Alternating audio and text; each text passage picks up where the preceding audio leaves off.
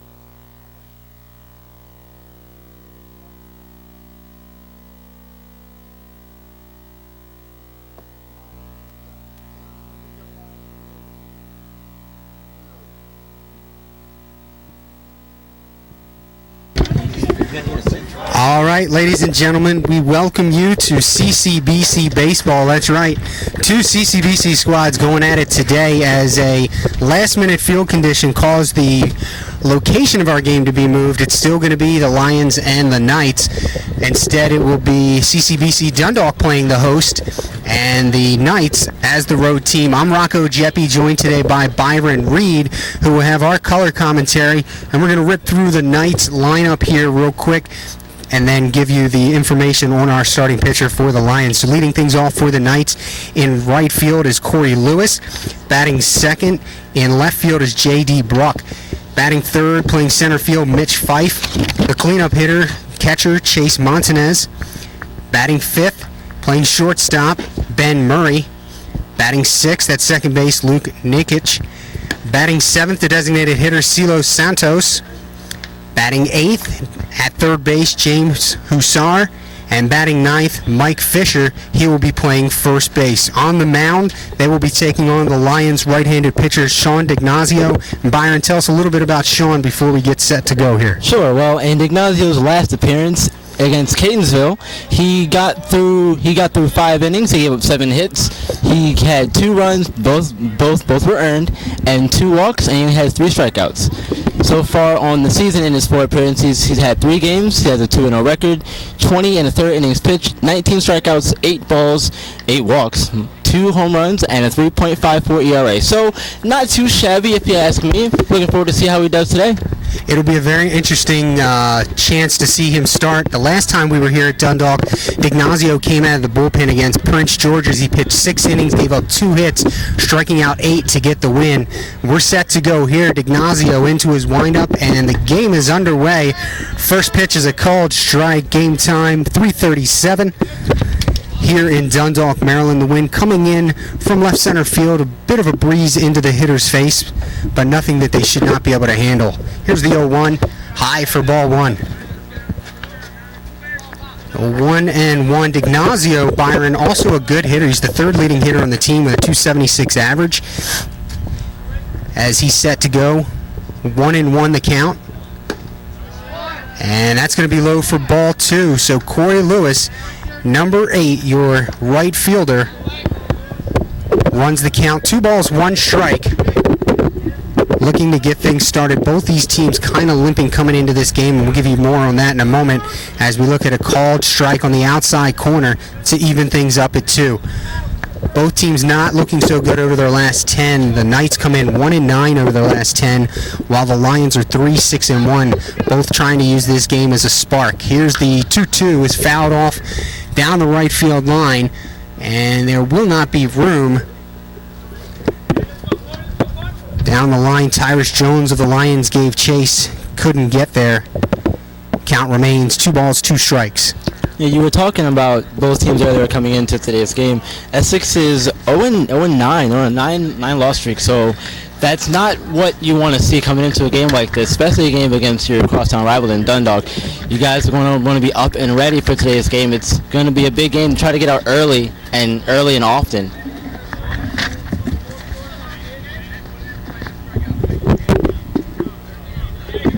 I think that is the key for both of these teams, getting out fast. Here's the 2-2. Outside and low.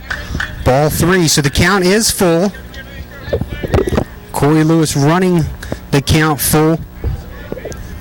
And he will take his share of walks. He'll walk approximately 1 in every 5 plate appearances. Here's the 3-2 pitch. Outside, a called strike 3. Lewis did not agree. Nonetheless, DiGnazio picks up his first strikeout of the day, and there's 1 down. Got to wait for the umpire to give you the call. Lewis left the box a little early, like he was going to first for the walk. That may have been one of the reasons why the umpire decided to ring him up. Here's J.D. Brock to bat now for the Knights, playing in left field today. Brock out of Bel Air, Maryland. And that one is skied high on the first pitch. And second baseman Jamie Nail Jr. takes control of that for the second out on just 1 pitch.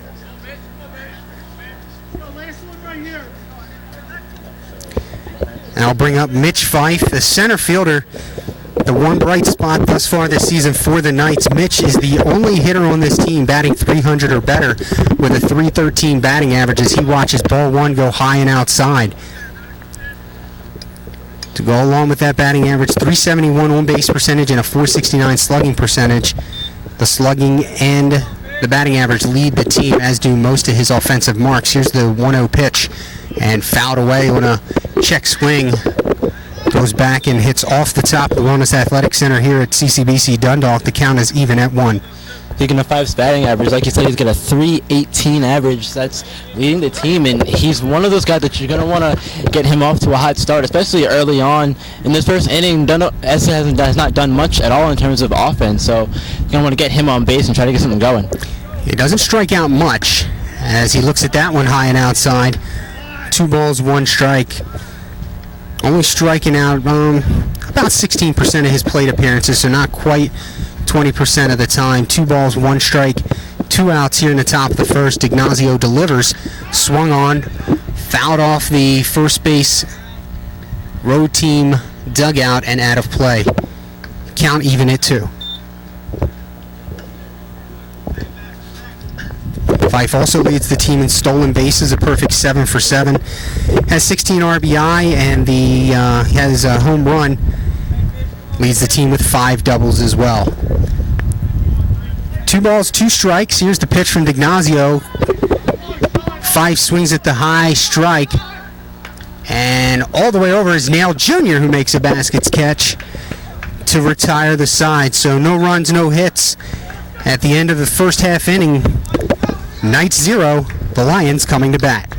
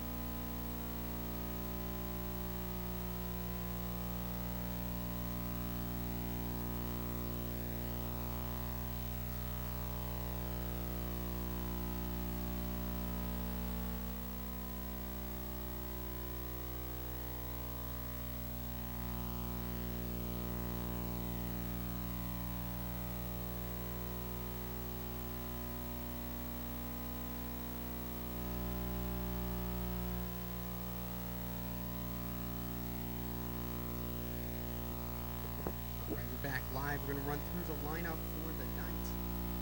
Leading off, playing second base, Jamie Nail Jr. Batting second and right field is Tyrus Jones. The third place hitter is going to be your pitcher designated hitter, Sean D'Ignazio. Batting cleanup, left fielder Justin Mack. First baseman John Staub will bat fifth. Third baseman Parker Lanevi will bat sixth. Batting seventh is the catcher Miles White. Batting eighth, Corey P. He'll be in center field. And batting ninth, the shortstop Joey Locascio. On the mound for the Knights, Victor Feliz. Victor Feliz, in his only start against Surrey Community College, he got through 3 2/3 innings. He gave up 4 hits, 5 runs, 4 of them were earned, 5 walks, 4 strikeouts, and a home run. In his last appearance against Chesapeake, he only got through 1 inning, but he gave up a hit, a run, and 2 strikeouts. And so far for his stats in the season, in 4 appearances, he has a game saved. He has no wins, no losses. 1 1/3, 8 1/3 innings pitched, 10 strikeouts, 6 walks, and he has a 4.32 ERA. So Miami native, I'm sorry to cut you off there, Byron. He's getting ready to go. You can go ahead and finish your thought. Yeah, so again, not too bad for Feliz either as far as the ERA. You want it to be a little lower, maybe in the mid threes, but 4.3 is not too bad. Hopefully today he can get the ERA down. His first offering to Nail is high for ball 1. Nail ahead in the count. And that'll be on the outside corner for a called strike. Even at 1, Nail leading the team in average on-base percentage and slugging with a .397 average and .455 on-base percentage. Here comes the delivery from Feliz. That one's going to be taken low for ball 2. Yeah, Nail's the perfect guy you want to be leading off for your team. You mentioned his stats earlier as far as average and slugging percentage. He's the guy you're going to want to get on base. And he doesn't strike out much, just 7 strikeouts and 89 plate appearances so far this season. Timeout called as Nail thought that Feliz was taking just a bit too long. 2 balls, 1 strike.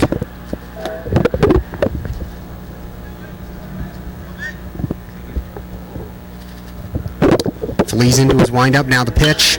Line drive to second, 1 hopper played, and there will not be a play at first base as the 1 hopper came out of the glove of Luke Mikic. Didn't have a play at first base.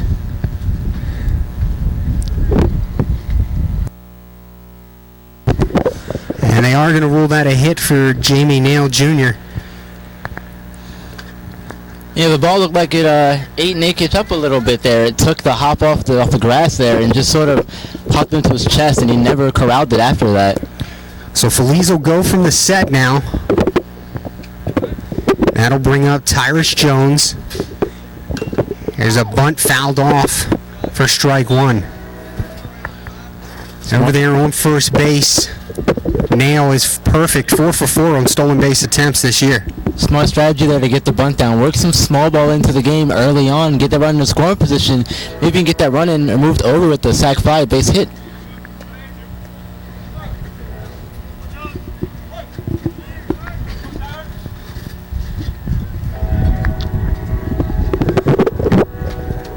No balls, 1 strike. Fouled straight back at us. That'll wake you up.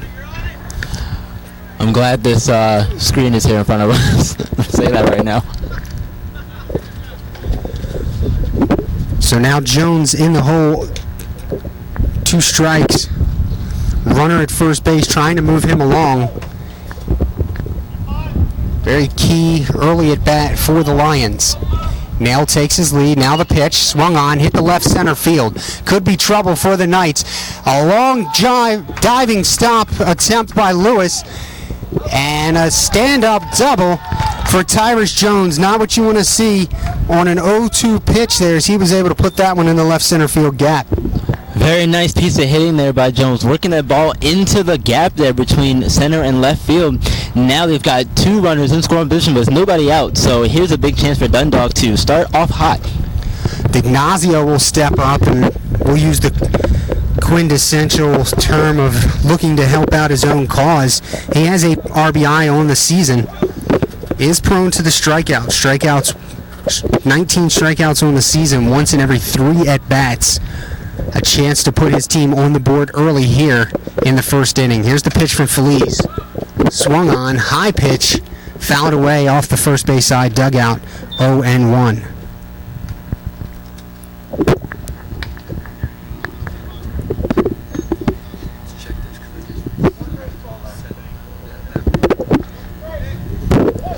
Bottom of the first inning. Jones at second, Nail at third for the Lions. D'Ignazio at the plate with a 1-strike count, nobody out.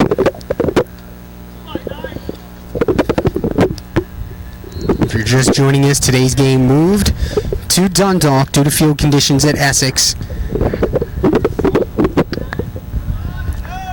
April 26th game at this moment will be played at Essex, and we will update you later this month if that changes. Here's the pitch from Feliz. Swung on and fouled back. 0-2 now. So Feliz has D'Ignazio, his counterpart, 0-2, the same place he had Jones a few moments ago when he doubled in the left center field gap. He's going to want to get rid of D'Ignazio and do it fast here. He's got him 0-2, got him right where he wants him. Let's see if we can give him to chase a pitch outside the zone. Feliz getting the sign from his battery mate Montanez. Here's the pitch. Swung on, a ground ball to shortstop. Ben Murray takes a hop, throws to first for the out, but the run will score on the 6-3 put out. So credit D'Ignazio with an RBI, and the Lions take a 1-0 lead. Very nice piece of hitting there from D'Ignazio. He did exactly what he was supposed to do. Just get the run in. Do your job. Help yourself out. Tyrus Jones over to third on the play. 1 down, runner at third. And that'll bring up Justin Mack, the left fielder. He's got an opportunity with less than 2 outs to get that runner in.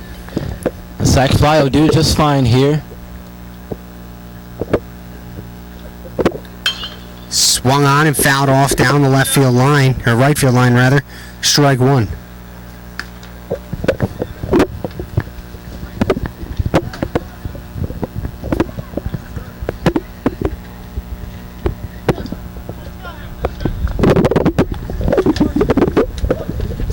Lee steps back on the slab, gets the sign from Montanez.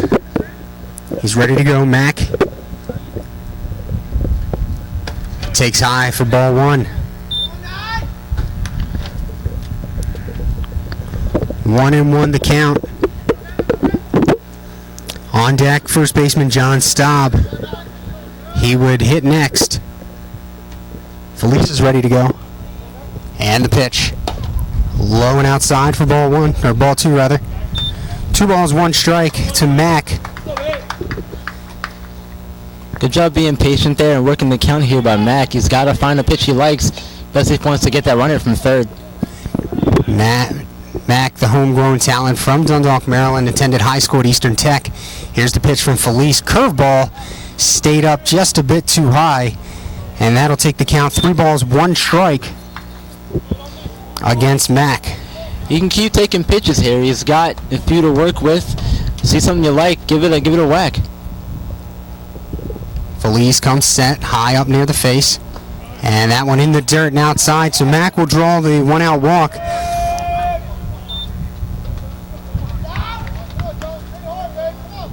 And that'll bring up John Staub, the first baseman. One of only 2 players on this team over 300. He's batting .304, and he leads the team with 11 RBI. And he's in another prime position here to get his 12th RBI on the season with a runner on third and less than 2 outs. Justin Mack doesn't have, he's not very fleet of foot, but I wouldn't be surprised to see him running in this situation with Jones on third. And nice pitch, fastball on the outside portion, called strike 1.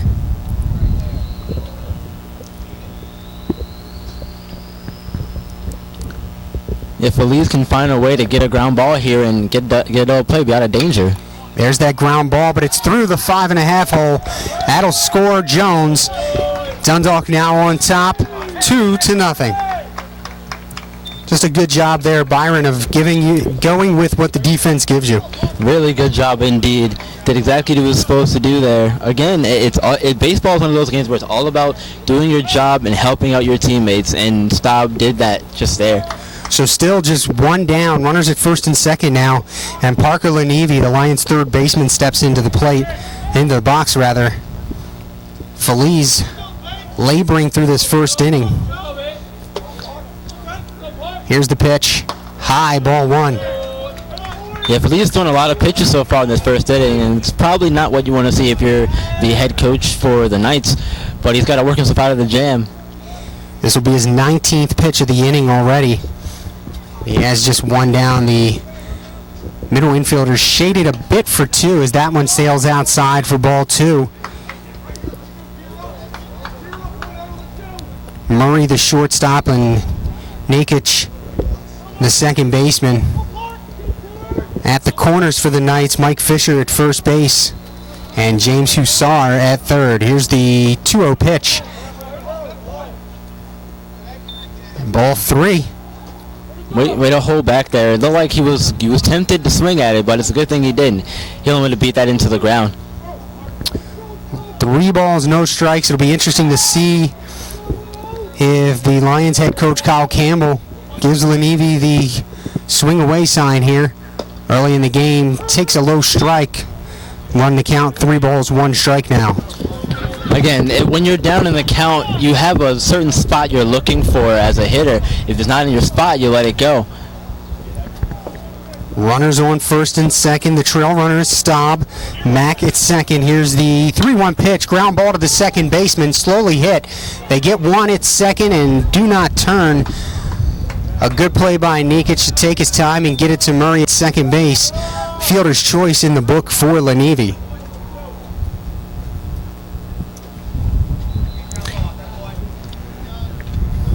Did a good job of getting the ground ball that he wanted, but unfortunately just couldn't get the double play that they were really looking for to get out of the inning and avoid further damage.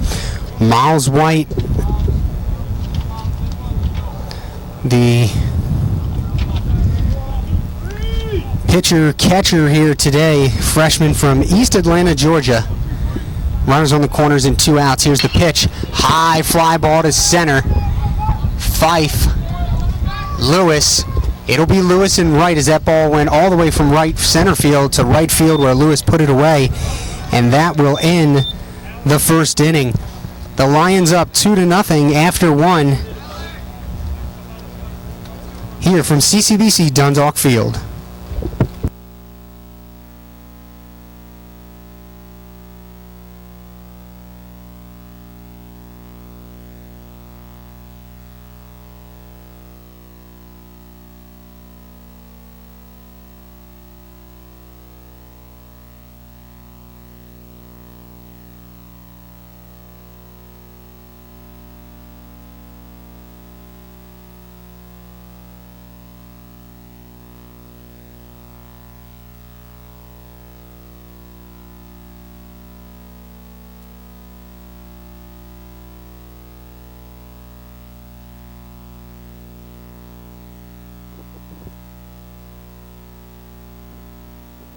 Since 1957, CCBC, which now educates nearly 63,000 students each year, has opened the doors to accessible, affordable, high-quality education, inspiring brilliance among a generation of area residents. Over the past 60 years, hundreds of thousands of students have made their starts, earned degrees, launched in advanced careers, transformed their lives and the lives of others through CCBC experiences. Visit www.ccbcmd.edu/brilliant for more about CCBC's 2017 Diamond Anniversary.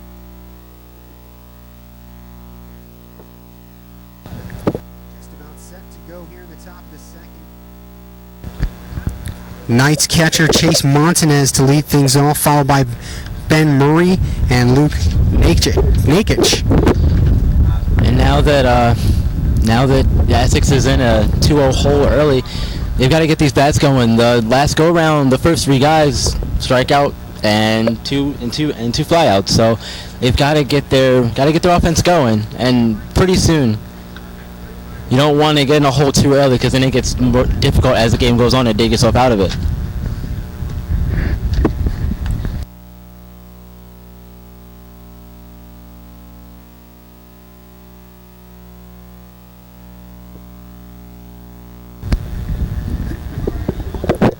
All right, so D'Ignazio, he's ready to go on the bump.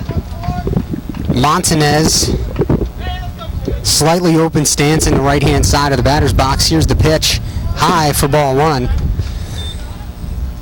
Looking at the American flag and just off center field on the left field side. Blowing left to right now. Flag not quite standing straight out. And that one is fouled straight up. First baseman Staub calling it. And just outside of the first base coaching box, he makes the catch for out number one. I think in order to get back into and ultimately win this game, Byron, the Knights are going to have some at-bats. They got to take some pitches and take D'Ignazio deep into counts. I was just going to say, they need to start working the count more. They're not seeing a lot of pitches. And if you want to get pitchers into trouble, the best way to do it, besides making contact and getting runners on base, is to see pitches and get them tired. Ben Murray takes the first pitch ball. Murray, one of the big bright spots of the Knights team from last season that won its first regional championship in 24 years. Off to a slow start so far, batting just .216 coming into this one. Sends a high fly ball to center field. And it turns in to be a can of corn for Corey P. and out number two. So another two-pitch out for the Knights. Also working the count. They're hitting the ball well, which is good. But sometimes, right now it's not falling anywhere. That's the problem. Luke Nakic, second baseman, coming up. Here's the pitch from D'Ignazio. Line drive, base hit into right field as he took the first offering and went with it. The ball stayed a little bit high and on the outside part, and he just barreled it up into right field for the Knights' first hit of the afternoon. It's a very good job. Sometimes seeing the first pitch, and if you like it, go ahead and take a swing at it. Exactly what Nakic did there, and you were rewarded with a base hit. Now we got to see if Santos can do his job and bring him around. The Knights' designated hitter, Cecilio Santos. He goes by CeeLo. Close stance. Likes to stand close to the plate. D'Ignazio, the pitch. Outside, ball one.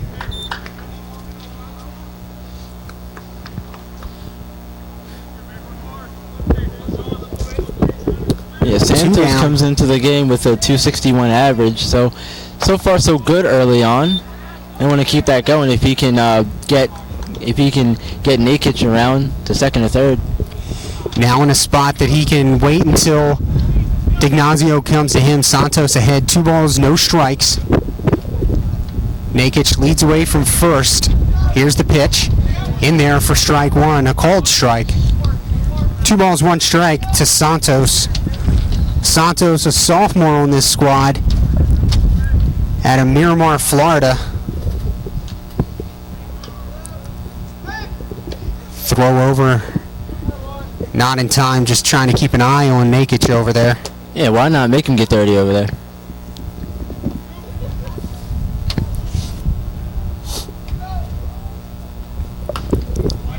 And that one's fisted foul over the left field dugout. 2 balls, 2 strikes now, 2 outs. Top of the second. Knights trail 2-0 as the Lions jumped on the CCBC Essex starter Victor Feliz for 2 runs in the first. 2-2 pitches in the dirt. Ball 3, so now a full count. Nakic will get a running start from first base. Santos will look to be clutch here, hitting with 2 strikes. There's the pitch. There goes the runner as it's fouled off down the third base line.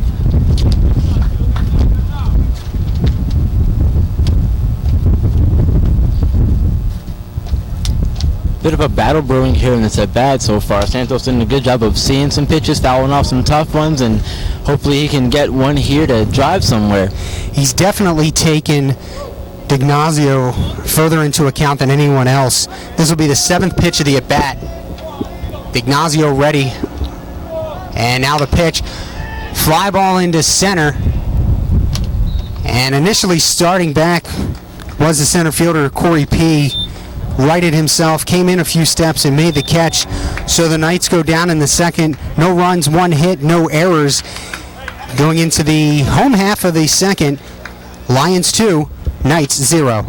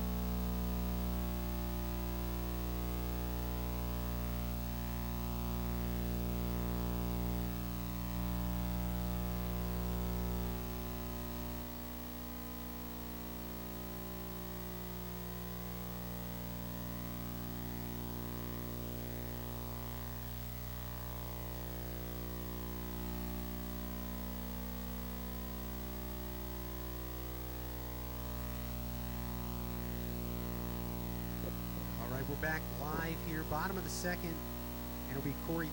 leading off for the Lions as Feliz goes into his windup. Here's the pitch, and high and tight for ball 1.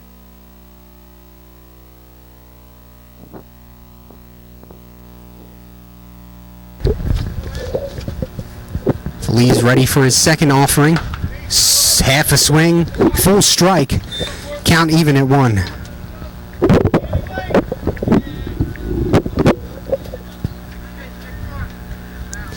The sophomore from Pasadena, Maryland, swung on, ground ball to third, slowly hit, picked up, can't get the transfer, and pulls him off the bag anyway.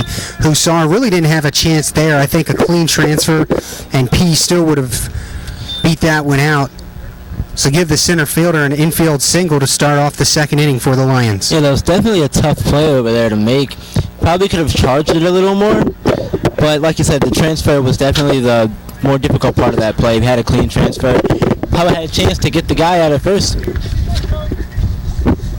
For those of you that haven't been to the Dundalk field as we watch Lacasio step into the batter's box, the baselines here at Dundalk are grass baselines as Lacasio, a perfect bunt back to the mound. Throw to first is in time, but going down to second base is P. A beautifully executed sac bunt, took 1 hop. Feliz came off the mound and threw him out at first, but the job done as the runner moves up. Very good job there by Lacasio. Getting the bunt down. It was a pretty bunt, but it did just enough to get the runner over to second base. As we were saying about that infield single, these baselines being grass, it does slow the ball down, and that's what got Hussar, I think, hemped up there. At any rate, with 1 down, P moves on to second, and we will see Nail Jr. again. We mentioned top of the broadcast. Nail batting nearly 400. He's probably over the 400 mark now with that first inning single to start the game off. Yeah, the highest batter on the team with the runner in scoring position. Big opportunity right here. Felice, first offering is high for ball one.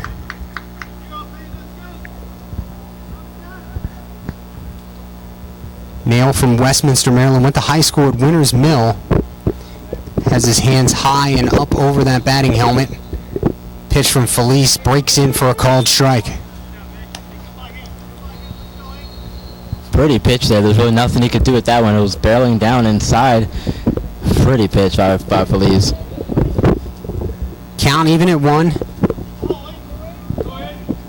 Felice sets, delivers, swung on, and foul down the third base line. Count 1 ball, 2 strikes.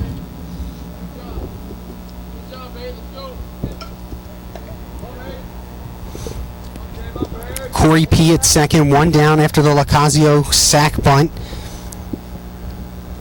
1 ball, 2 strikes to Nail, who's looking to plate the Lions' third run of the afternoon.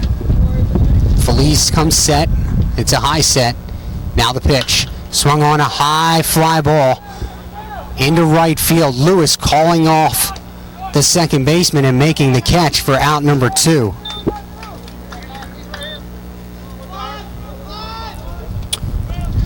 Not a very productive at bat there. Runner still at second and now 2 outs. No, not really productive at bat at all. Got under it just a little bit, and I think that was just enough to get him to pop it up, and unfortunately wasn't deep enough for P to move over to third. So Tyrus Jones will come up. He doubled and had a run his last time up. Fouls off the first pitch for strike 1.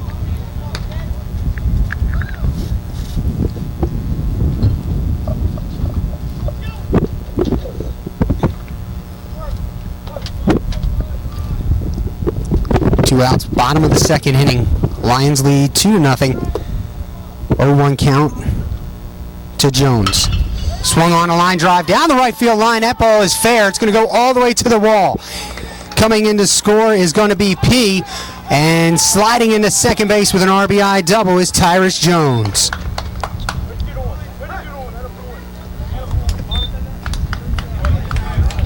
He doubled in his first at bat, and he doubled here again. This time he brought home a run. Very nice piece of hitting there from Tyrus Jones. So the Lions extend their lead to 3. Looking to still add more runs as D'Ignazio steps up to the plate. He got an RBI in the first inning to put his team ahead on a 6-3 ground out. High and outside, ball 1 to start the at-bat. The Lions continue to have quality at-bats against this young Knight starter. And that's probably a big reason as to why they're jumping all over the young guy. It's definitely going to be a problem if this continues. Ball in the dirt, kicks away from Montanez, and Jones will move up to third. That'll be a wild pitch. And now the Lions' 4th run just 90 feet away. 2 balls, no strikes to D'Ignazio. He can pick one out here and wait for his pitch. Feliz is ready. Here's the pitch. Swung on a slow ground ball. Hussar cuts it off. Throw to first is in time, as we had to wait on the delayed call from the umpire. Good play by Hussar. Goes 5-3. And that'll do it for the second inning. So 1 run on 2 hits for the Lions as we go into the top of the third. It's Dundalk 3, Essex 0.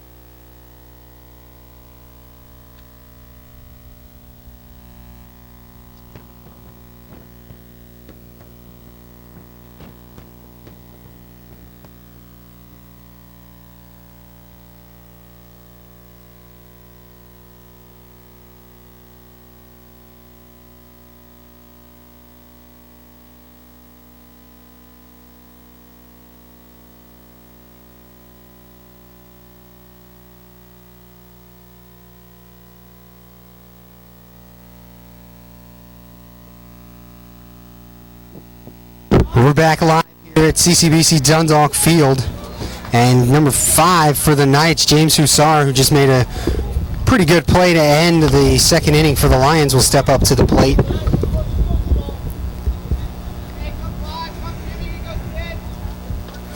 Ignacio goes into his windup, now the pitch. And Hussar swings at the first one. A one-hopper to Lacasio and pulls the first baseman off with the throw. That'll be an E6. And Hussar, who was hustling all the way, aboard to lead off the third inning. Yeah, it was a really tough play to make, though, with the ball coming back on Lacasio there. Backed him up a little bit into the hole, and the throw was just a bit off the mark, and it pulled the first baseman off the bag. Mike Fisher now up for the Knights. Takes a call at first strike. Fisher, a sophomore, came on down the stretch last year during the Knights regional championship run as a relief pitcher. A lot of quality innings out of the bullpen for the Knights for the Lewisburg, Pennsylvania native. The 1-0 delivery is in there for strike 2, catching the inside corner, so Fisher down in the count. No balls and 2 strikes. And Fisher has a chance here to bring that average, which is down in the 160 range, has a chance to bring it up here a little bit. Hussar gets his lead. Fisher, a one-hopper to third. Throw to second for 1, back to first. In time. 5-4-3 double play. It goes Lanivi to Nail, back to Staub, and there are 2 down in the third. It's a very nice turn on the double play there. Got the ball that they wanted. Easy hop up into the glove, and around the horn they go. So back to the top of the lineup, and Lewis takes inside for ball 1. Lewis got his opportunity last season to see some time in right field when J.D. Bruck, as he hits a number back to D'Ignazio, a throw to first in time, and the Knights go quietly in the third. After 2.5, it's still Lions 3, Knights 0.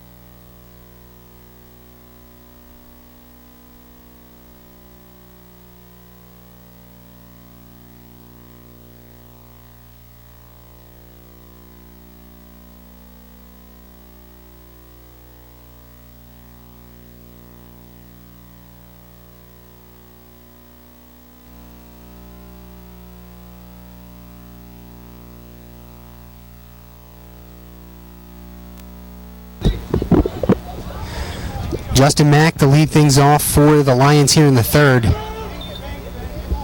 Takes a called strike.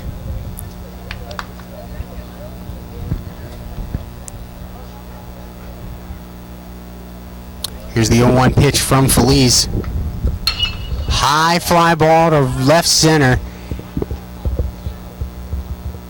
Coming over is Mitch Fife a few steps to make the catch for out number 1.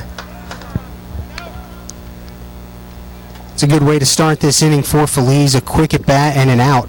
Yeah, it's definitely going to want to be one of the things he's going to want to do coming down the stretch, because he's gave up some runs early on, but so far he's a nice job of rebounding, so hopefully he can keep it up. 46 pitches to get through the first 2 innings as he throws high for ball 1 to John Staub, the Lions' first baseman.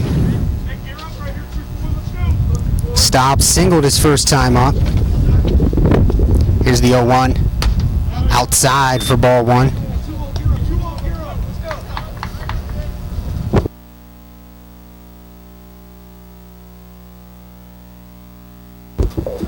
That first pitch was called a ball.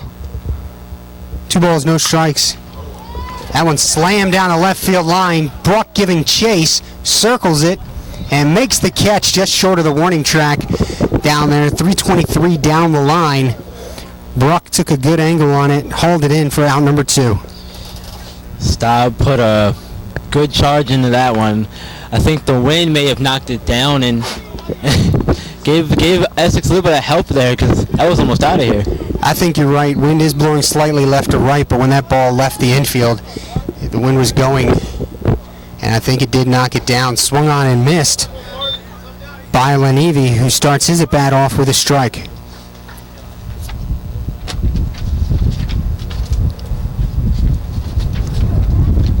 Here's the 0-1. Outside for ball 1.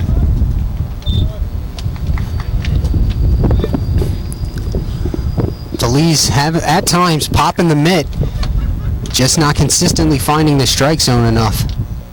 1-1 is fouled away down the right field side. 1 ball, 2 strikes.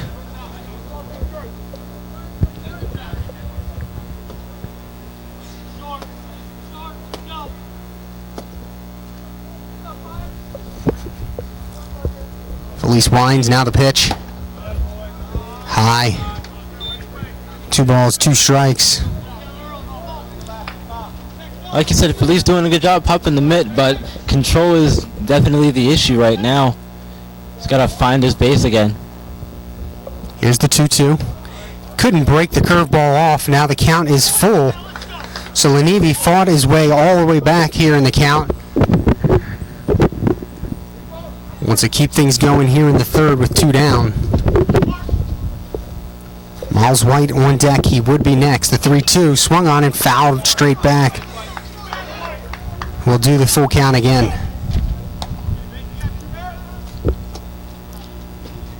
Yeah, Lenivi doing a good job of first working his way back into the count and then fighting off that tough pitch. He's doing a good job of keeping in this at-bat. Here's the 3-2. Swung on and missed. He got him. So for the first time this afternoon, Felice has a 3-up, 3-down inning. No runs, no hits. We go to the top of the 4th.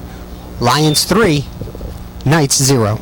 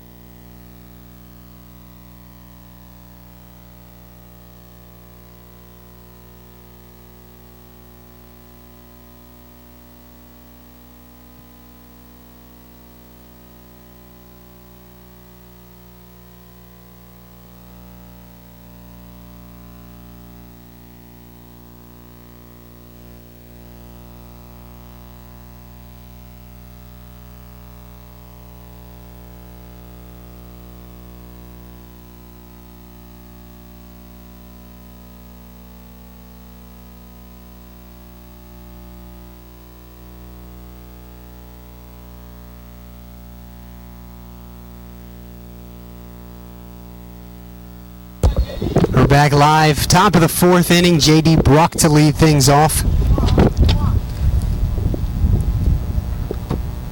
Bruck stands in looking to get the Knights going here in the fourth.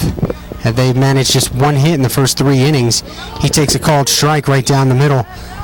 And that's how we'll start off the fourth inning. D'Ignazio delivers. Breaking ball is outside, evens the count at 1.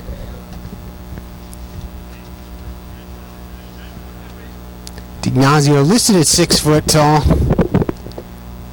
Wearing the sunglasses on the mound as he goes into his windup. The 1-1 pitch swung on and missed by Bruck. Good off-speed pitch.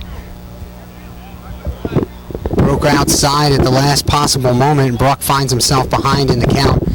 Bruck last season was a good 2-strike hitter. Outside, even the count at 2.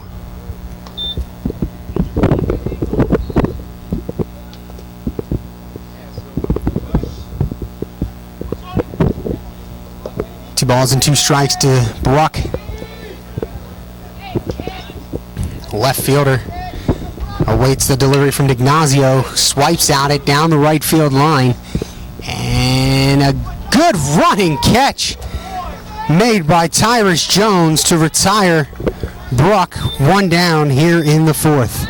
Wow, that's an amazing play out there by Tyrus Jones, getting on his horse, running down the ball. Wind was Tough playing luck for Bruck, though. a bit of a roll with that ball, and it just kept fading and fading. Jones stayed with it, and it's out number 1 here in the fourth.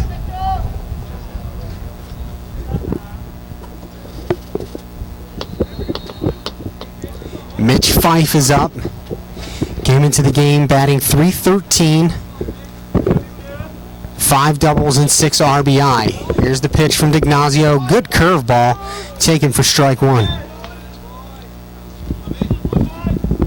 It was a very nice curveball indeed. It fell right into the strike zone.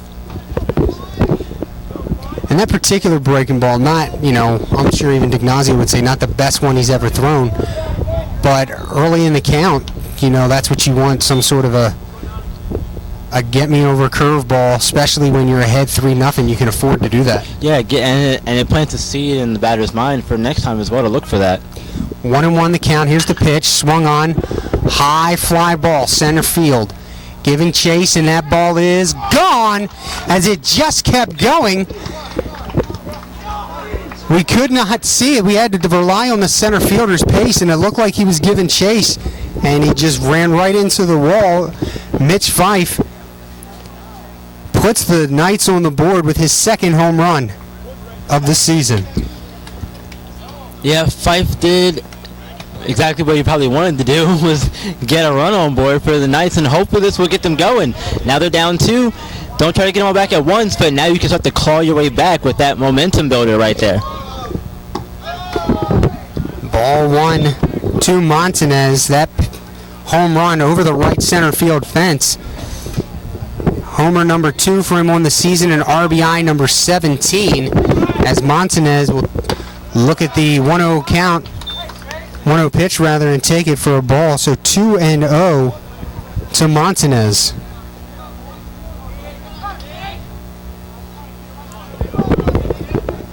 Here's the 2-0. Right down the middle for a strike.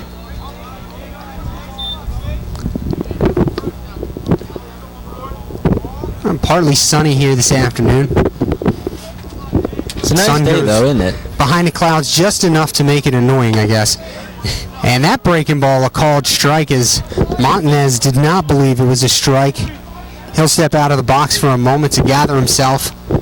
He gets back in. The count will be 2 balls, 2 strikes. 1 down here in the top of the fourth. D'Ignazio delivers high for ball 3. Full count now on Montanez. Essex bench is starting to get a little more lively over there after that first run. So hopefully that will keep them motivated to keep going in this game. Here's the 3-2 pitch. Swung on. Popped up to the infield. Nail is calling for it. And he has it for out number 2.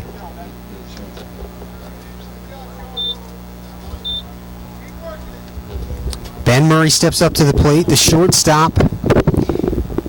He's a sophomore on this team from Miami, Florida. Felix Varela, alumni, looking to get his season going. Came in batting .216. Watches a first pitch curveball slide in there for a strike.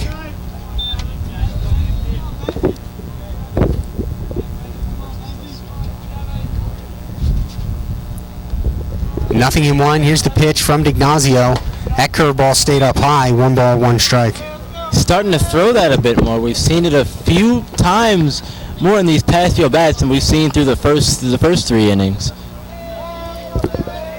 D'Ignazio likes to work quick into his windup. Fouled away. Count 1 ball, 2 strikes to Murray.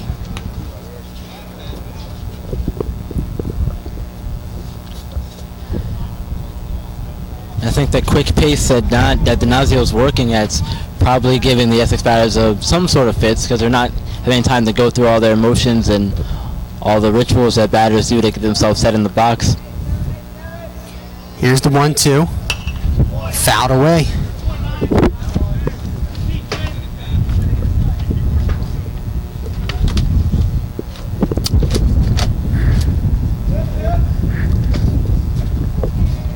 So Murray will see the 5th pitch in this at bat.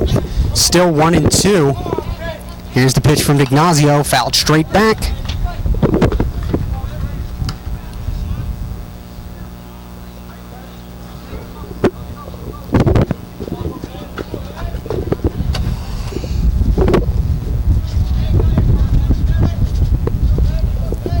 Here's the 1-2 again. This one lined to left field, a base hit. Good job by Murray, a quality at bat there.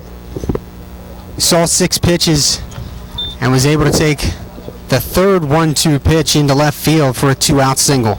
I was just going to comment on the battle that we had going there between Murray and D'Ignazio, and it's a very good job for Murray to win the battle and get on base. Keep this momentum going that Essex has right now after that home run earlier by 5. Here's Nakic. The Knights looking for a little 2-out magic here in the 4th. They've gotten 1 already on a Fife homer to right center. And now Murray on with a 2-out single. Here's the pitch. Line drive to center field, but right at him. As the ball was hit hard, center fielder P took about 6 steps to his left and made the catch. The side retired. So 1 run, 2 hits. The Knights are on the board heading into the bottom of the 4th. It's Lions 3, Knights 1.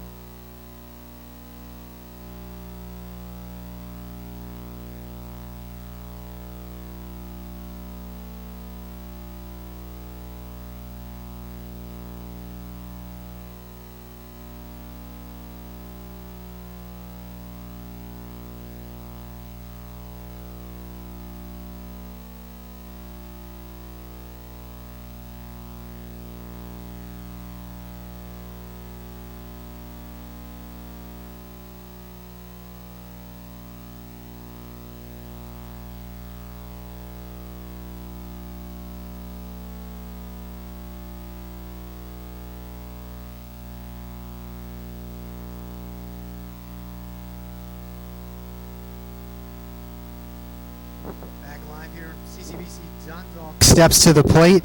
Miles White to lead things off. Here's the pitch from Feliz, high for ball 1.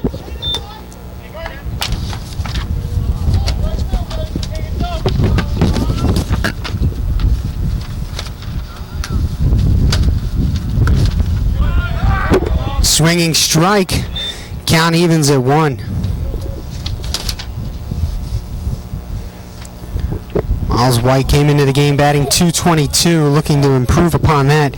18 strikeouts on the season thus far. The 1-1 pitch is in there for a called strike.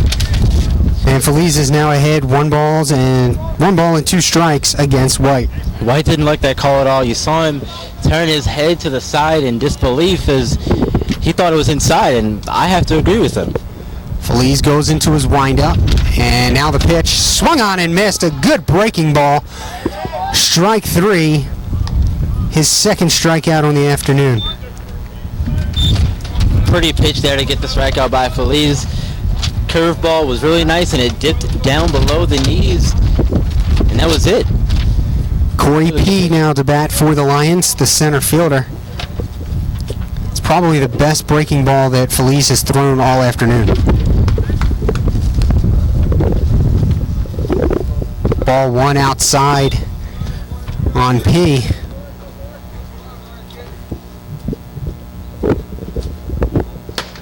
And likewise, ball 2 outside. So P is quickly ahead of Feliz in his at-bat. Here's the 2-0. High for ball 3. And this is a spot where you like to see the catcher Montanez get out there, talk to his young hurler as he sails ball 4. So a 4-pitch walk after a strikeout to White, and P is aboard for the second time in as many at-bats. Yeah, you're going to want to get out there and maybe talk to your pitcher, try to calm him down a little bit. Hey, I saw that curveball you threw earlier with a strikeout. Try and find that again. Locasio will be up, 1 down, staring down to his third base and head coach Kyle Campbell for a good amount of time before he got into the box. The pitch, a line drive, base hit to right field, and Lewis seemed to have overrun it, but it kept it in his vicinity. So runners at first and second now for the Lions, and 1 down. Really nice hit there by Locasio. Found the hole between second and first, and got it down, falling there for a base hit.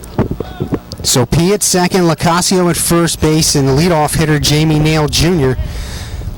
always dangerous over the last 2 weeks.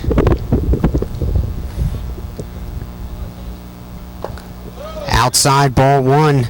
Good play by Montanez on that ball in the dirt, keeping it there, and the runners at their stations. Nail for the Lions was a Maryland JUCO Student Athlete of the Month nominee for the Male Athlete Award winner for the month of March. Looking to capitalize here for the Lions. That ball is fisted foul down the right field line to even the count at 1. Nail batted .468 in the month of March. And he seems to be carrying that hot bat over into April as well, with the average at .347 coming into today's game. 1-1 pitch. Right back to the pitcher. And he throws it into center field. Now this is going to get interesting. To throw home, he is out at the plate for the second out of the inning. Now, give me just a moment and we'll explain to you exactly what happened there. So with Locasio at first, P at second, the ball hit back to Feliz. Feliz airmailed it to center field. Center fielder Fife got on it quick, causing P to hold up at third, but Locasio kept going to third. And so a rundown ensued, but quickly was stopped as P took off for home. Ben Murray, the shortstop, threw home in time to get the out. 2 down, runners on second and third. To the plate is Jones.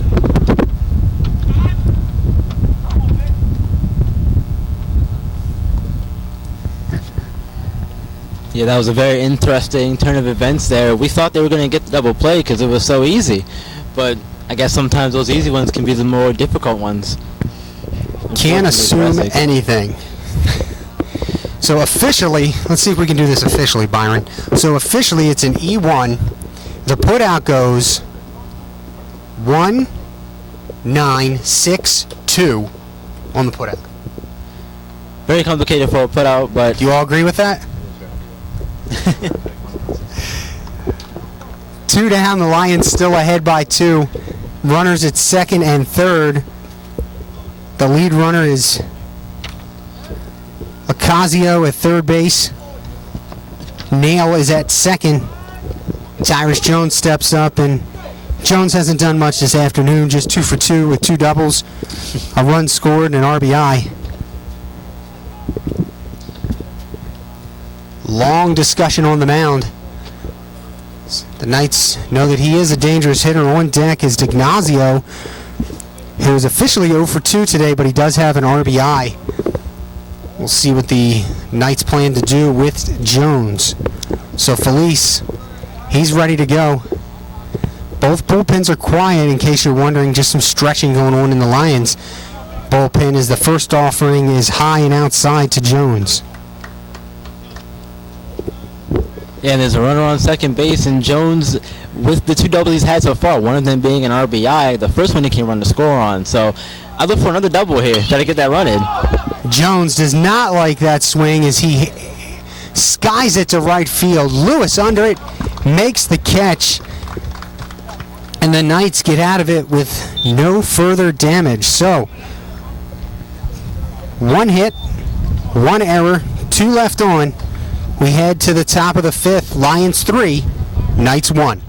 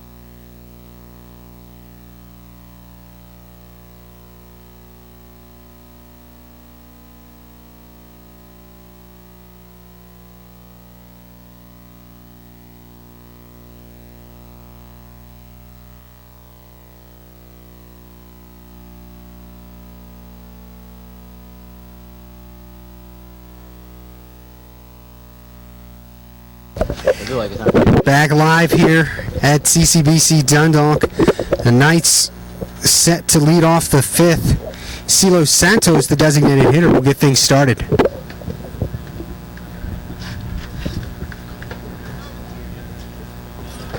Looks like some action in the Dundalk bullpen now. Still some stretching going on.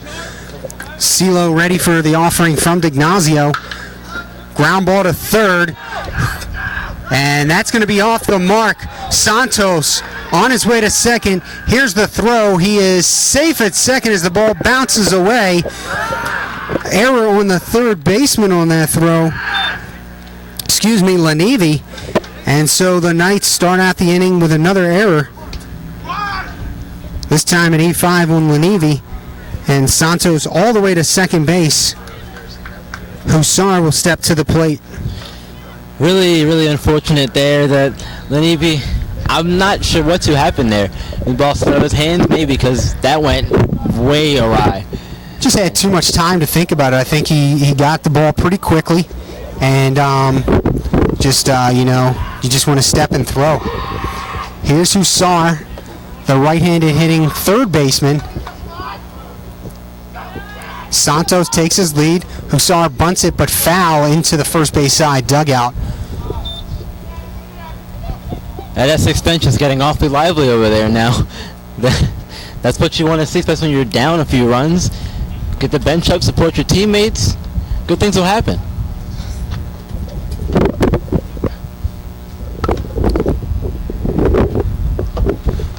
Quick conversation. Miles White out to the mound to talk to his right-handed hurler, D'Ignazio, trying to settle him down. Hussar, infield now coming in. The middle infield playing at normal depth. Lanivi and Staub are in at the corner. Staub in all the way to the grass. Lanivi still even with the bag. Here's the pitch. Swung on and fouled away. 0-2 now to Hussar.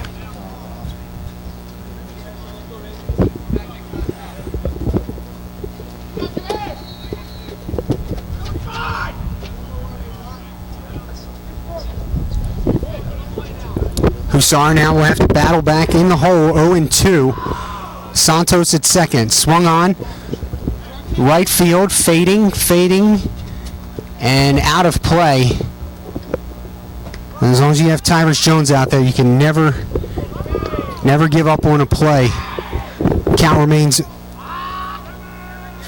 no balls, 2 strikes to Hussar. Definitely not, because we saw Tyrus run down a ball that was almost to the wall there in right field earlier on, so his speed's definitely a factor. Here's the pitch, and fouled off again. So Hussar, who was quickly behind in the count 0-2, has fouled off the last 2 pitches from D'Ignazio to stay alive, and it looks like there is some action in the Dundalk bullpen. I believe it's Kevin Johnson, freshman out of Harrisburg, Pennsylvania. It is.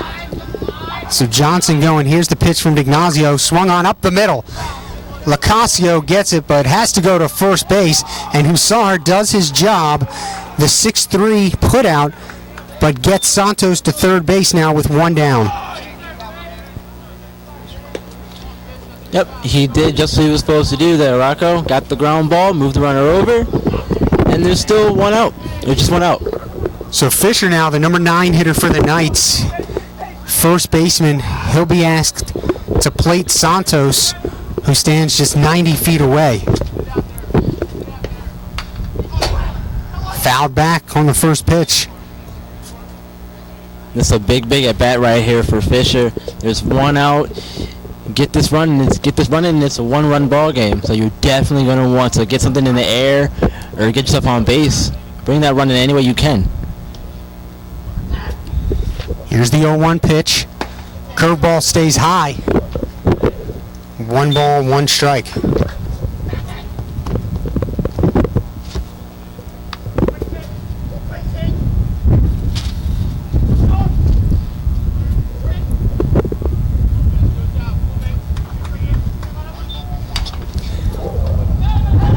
That one fouled off and into the Knights dugout. Nope, just off the top of the dugout.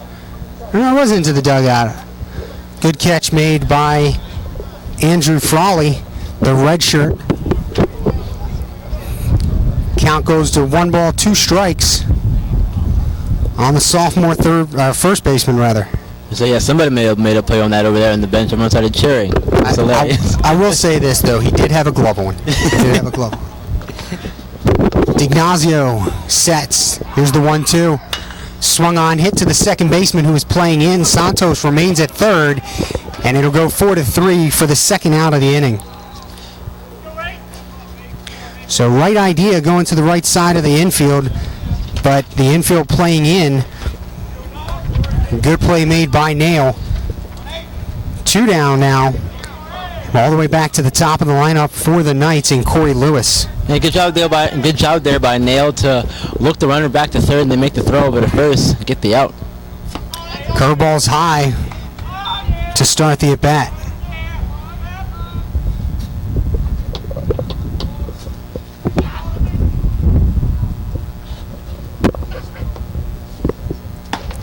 Ball 2.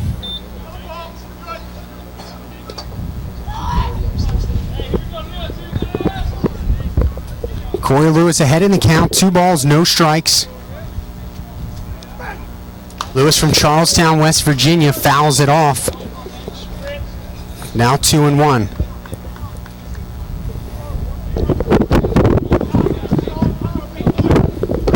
And they've got a chance here to get that second run in here. Definitely going to do that, especially now that you're down in the count. That one goes outside for ball 3, 3-1. Got to be selective here. If you're the Knights, if I'm Corey Lewis, and it's not my pitch, you got to just watch it go by and hit with 2 strikes. You can't pop something up here just because it's 3-1. And that one's fouled back, but right at the plate. 3-2 now. Yeah, I was just going to say, got to be selective at the plate with what you see and what you take a swing at. That one right there, had he made contact, would have probably just been a lazy ground ball that would have ended the inning. It's a good pitch from D'Ignazio. 3-1 goes with a breaking ball. So now 3-2. Runner at third is Santos. Here's the pitch. High for ball 4. So Lewis is on, and he'll do that. Lewis will pick up a walk about 20% of the time, once in every 5 at-bats. Picks one up there to continue the inning for the Knights and get J.D. Bruck to the plate. And they're getting D'Orazio in trouble in the process. We've seen a steady increase over the innings in the use of the breaking ball, and he's going to want to try to get away from that, I think, at some point. First pitch to Bruck is low for ball 1, and don't be surprised to see Lewis take off. I mean, his success rate on the season, just 4 of 7, is not extremely good, but he is fast. And just because there's 2 outs, don't think he'll stay put. That one's there for a called strike, even at 1. Yeah, and with the runner on third, even with the runner on third base, you're definitely going to want to try to take it just because they may not throw down to you, and then you have 2 runners in scoring position with 2 outs. Bruck, an excellent contact hitter at the plate. Very patient hitter. Here's the 1-1. Ground ball to the shortstop, and Nail will take the easy out to second to end the inning. So no runs, an error, no hits. Headed to the bottom of the 5th, it's still 3-1 Lions.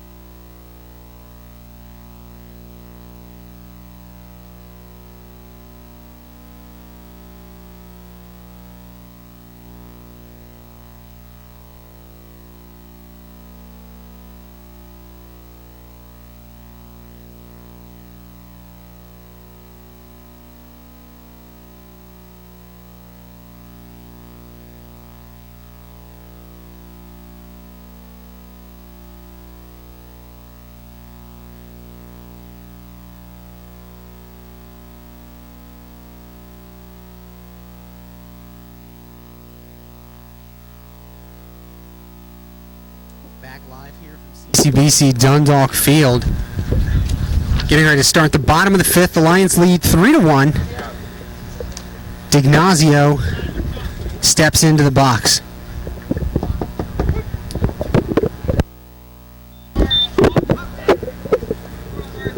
Felice still in the game for the Knights. Delivers high, ball 1.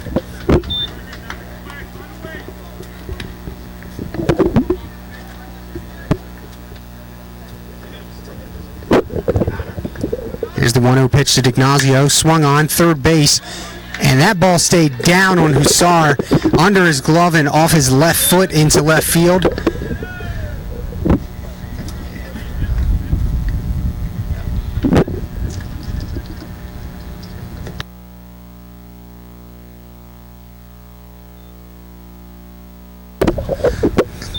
That one ruled a base hit, just a smash down to the third baseman. D'Ignazio on now to lead off the 5th. Brings up Justin Mack. It's definitely a tough play for Hussar and a really hard hit ball. High for ball one.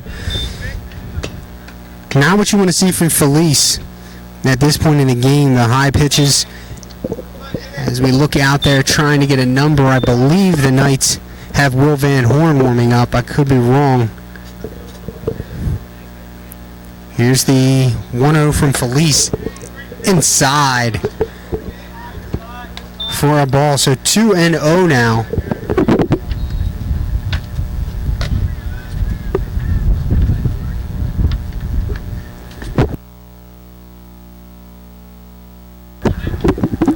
Here's the 2-ball pitch. Swung on. Center field. Mitch Fife is under it.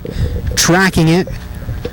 And hauls it in for the first out of the fifth.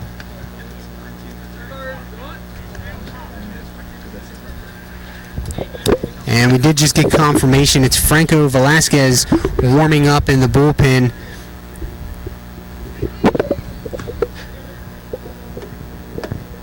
One down here in the fifth. Staub steps up to the plate.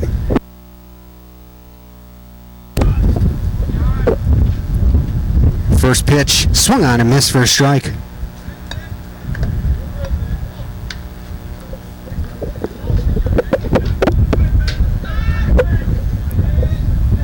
Right at first at D'Ignazio. Staub awaits the 0-1 pitch. There goes D'Ignazio. Throw to second is in, plenty of time.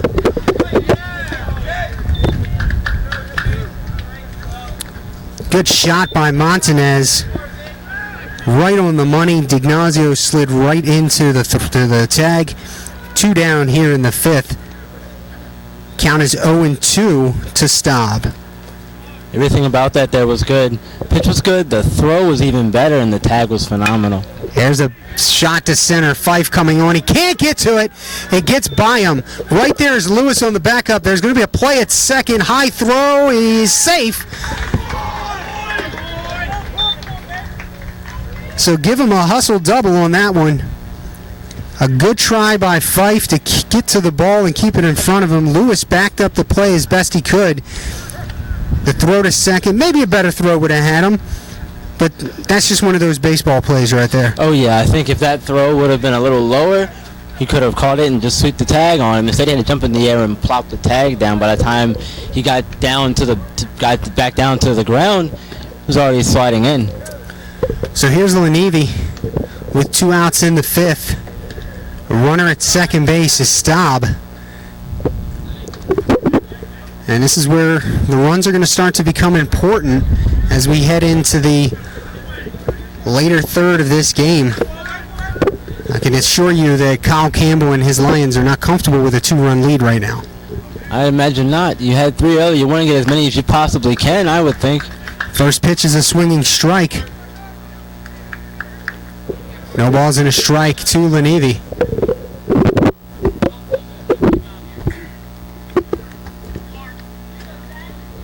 Felice has got the pitch he likes. Checks the runner at second. Now the pitch, swing and a miss. Strike 2. Swinging for the fences there, looks like. Just put the ball in play, young man.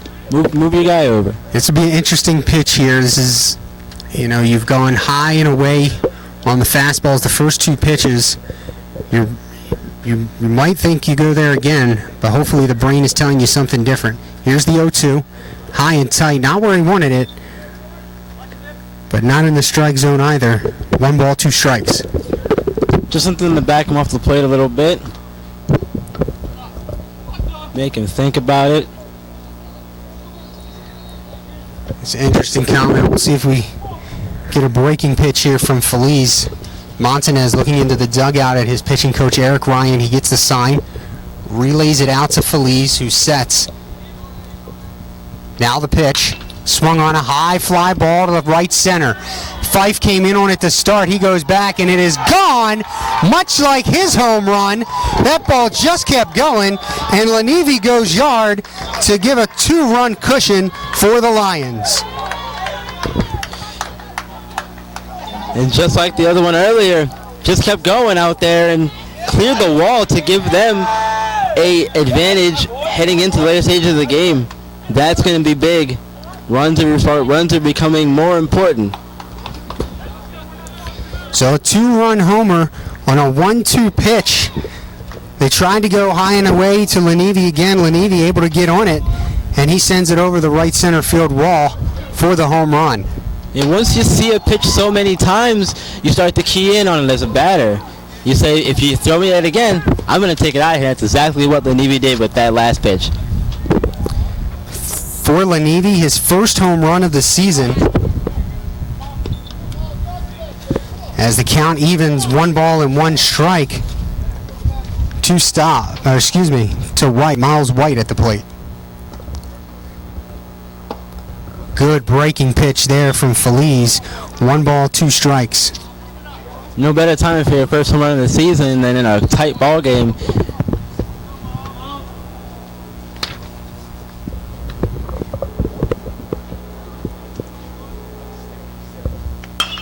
There's a shot to right center. Fife giving back up to Lewis, who hauls it in, and the side is retired, but the Lions get 2 more. 2 runs on 3 hits. The big blast coming off the bat of third baseman Parker Lenivi. I'd say he made up for that error earlier in the game. We head to the 6th. It's Lions 5, Knights 1.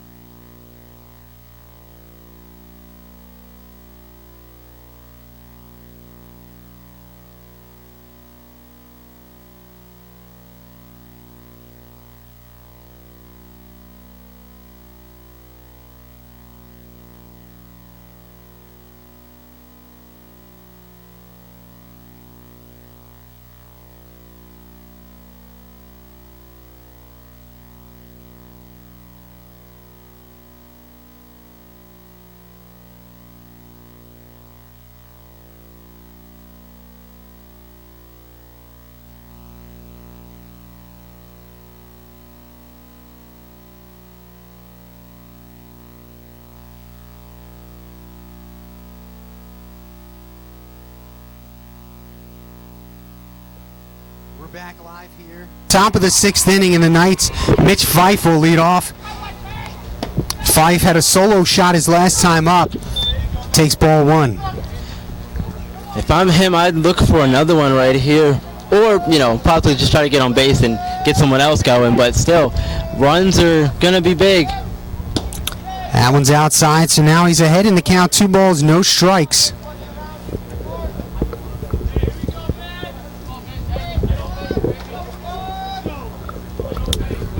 Head coach and third base coach Mike Carter down one side. On the other side, Brandon Wiltshire, the first base coach, as Fife sends one to the third baseman. Good play by Lenivi to stay with it this time, and it goes 5-3, out number 1. Yeah, good play there by Lenivi to play the hop, pick it up and fire over there to first for the first out of the inning. Chase Montanez, the catcher, steps up. We saw him with a nice throw last inning to catch D'Ignazio trying to steal second. Now he will face D'Ignazio as he starts ahead with a strike. Really good first pitch. It's going to be the key for D'Ignazio this inning is try to get ahead. Last inning, he was in a bit of trouble, so this inning he's going to get ahead early. High fly ball to center. P under it. Can of corn. 2 down in the Knights' top half of the 6th.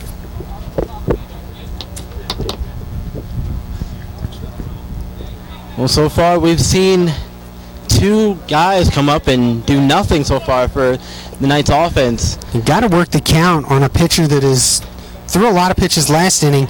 This inning thus far, just 5 pitches as Murray takes a called strike to begin his at-bat. Yeah, you've got to work the count a little more. That's just what I was talking about earlier. D'Ignazio threw a whole lot of pitches last inning, and he paid for it with the run scored. But still. And Murray fouls that one back, so it's now 0-2.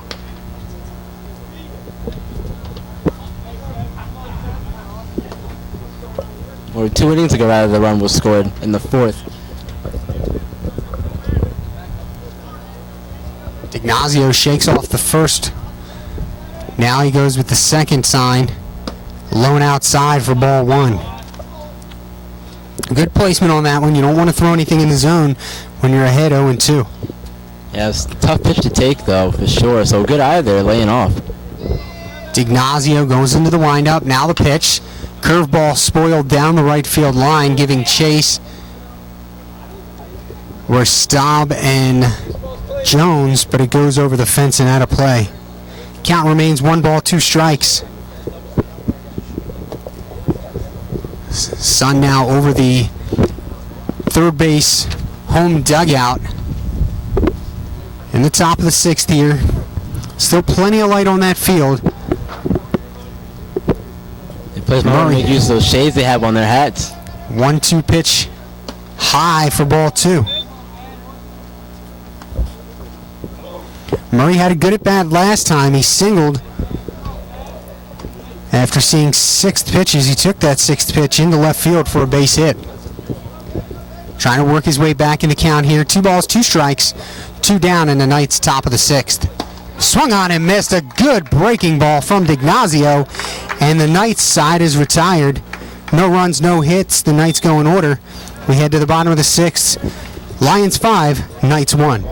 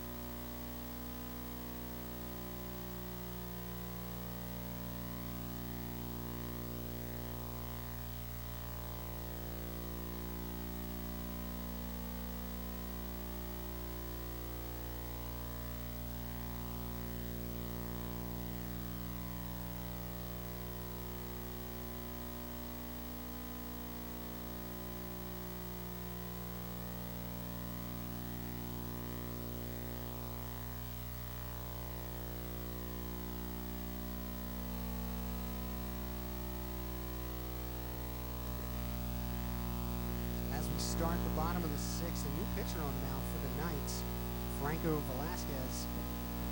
Franco, a freshman from Miami, Florida. And he'll start things off. It's going to be Corey P. for the Lions. Bunt attempt. And they're going to say it hit him. Nope. He He said it hit him, but he offered it the pitch, so that's why you don't get to go to first base, son.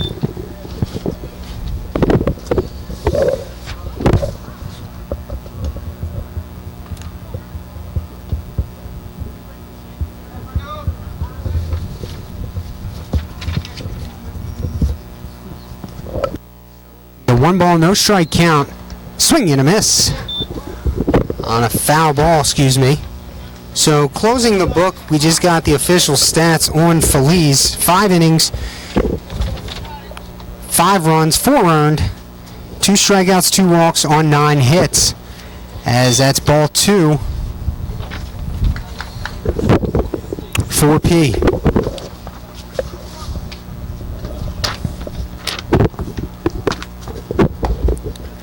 That'll be a strike.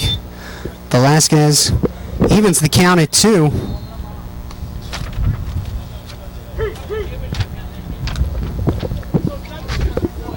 Gets the sign from Montanez. Now he likes what he has. The windup and the pitch is high. Full count now to start the inning off.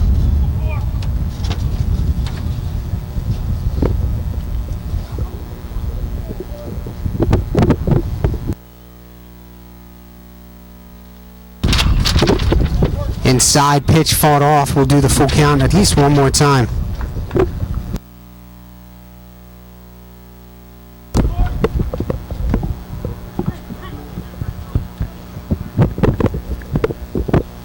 Here's the 3-2 pitch from Velasquez. High, ball 4. Not the way he wanted to start the 6th inning. No, not the way you want to come in relief, walking the first batter. You see, doesn't bode well for future performances heading down the road here late in the game.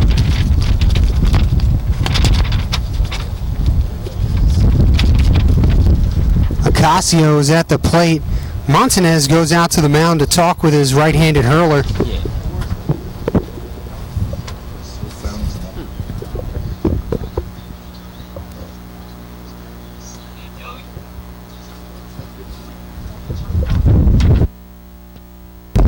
So we're ready to go here. Ocasio at the plate.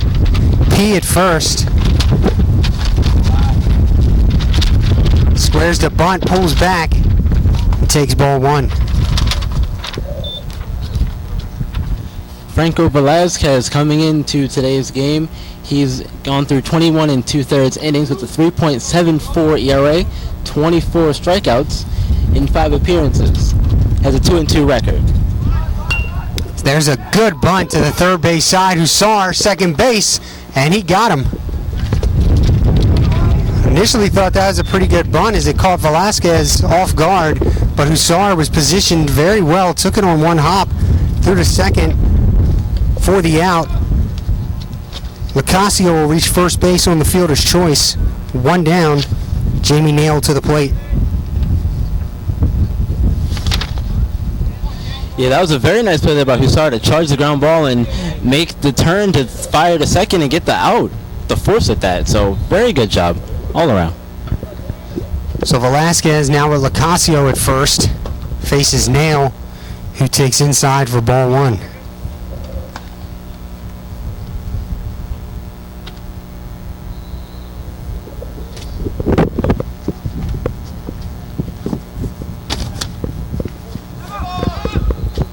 Oh, big running start for Locasio, and he steals second base with no problem. That was a great jump there. That was a really fantastic jump. Paper's blowing everywhere over here. That was a really great jump over there to get the runner to second base there. So now the count 1-1 and a runner in scoring position for Nail, the Lions' best hitter. Here's the pitch. Takes inside, ball 2, 2-1.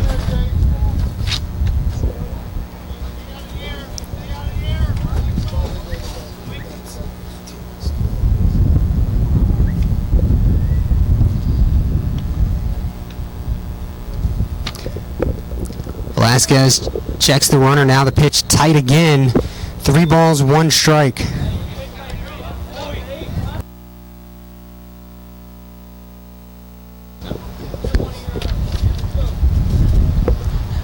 That was 3 balls. It was 6th steal of the season, so very good job for him.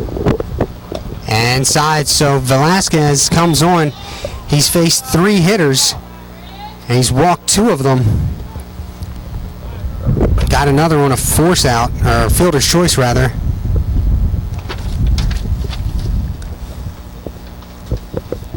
That'll send Montanez, the catcher, out to the mound to have another word with his hurler. Yeah, it's a good idea. Gotta calm your guy down, and coming out and walking 2 guys, it's not a good look. Again, you want to try to keep their offense tight and just prevent them from scoring more runs at this point in the game. So now Tyrus Jones will step up. 2 for 3 coming into this bat. 2 doubles, a run scored, and an RBI. That one popped up. Montanez and Hussar give chase. It's going to be Montanez, the catcher, and on 1 pitch, the dangerous Ty Jones is taken care of with the second out.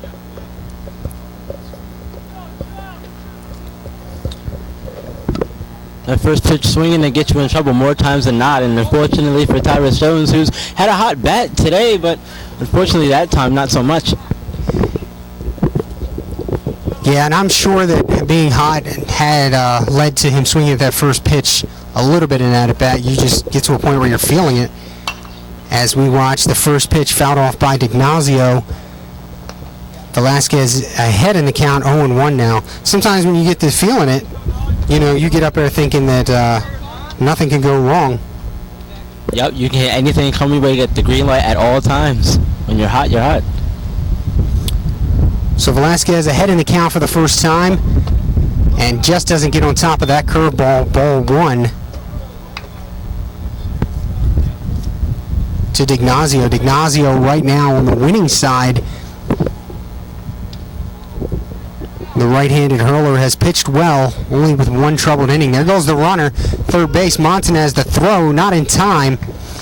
And again, I think that one was stolen on Velasquez. Yeah, Lacasio's being a bit of a pest on the base pass there. I like it. As a former base stealer myself, I love to see guys be aggressive on the base pass, especially with 2 outs. So that's you can't be dangerous. Content with anything in this league. There's a saying: a Maryland JUCO game is not over until the 3rd out of the last inning. As we just watched a very odd stolen base there. So Nail, who was on first with the walk, took off early. Velasquez stepped off and watched him run into second base as he delivers the second ball to D'Ignazio. Now 2 balls, 2 strikes. Runners at second and third. Nail at second and Lacasio at third.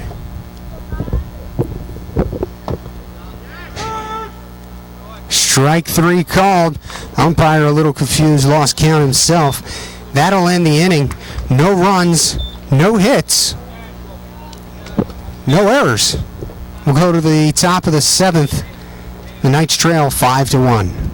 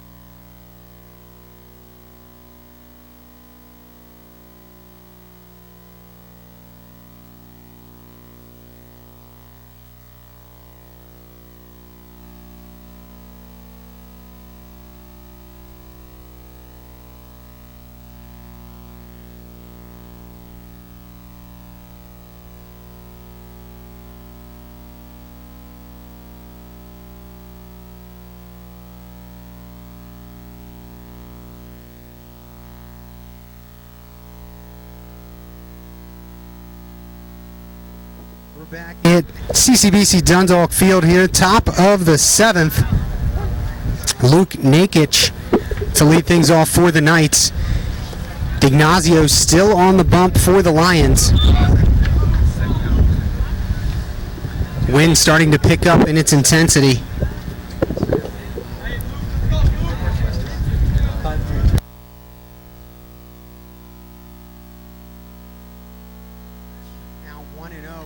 Line back up the middle for a base hit, nearly taking D'Ignazio's right shoulder off. And Nakic is aboard with a leadoff single. Big time base hit there by Nakic. That's one way to start off the inning.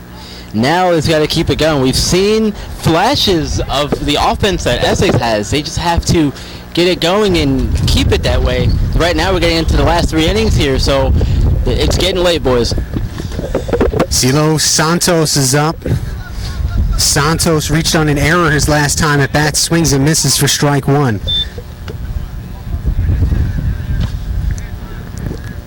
The Knights just 4 hits.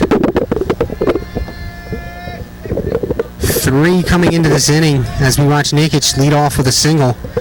Here's the 0-1, high for a ball. Silo really needs to have a good at-bat here.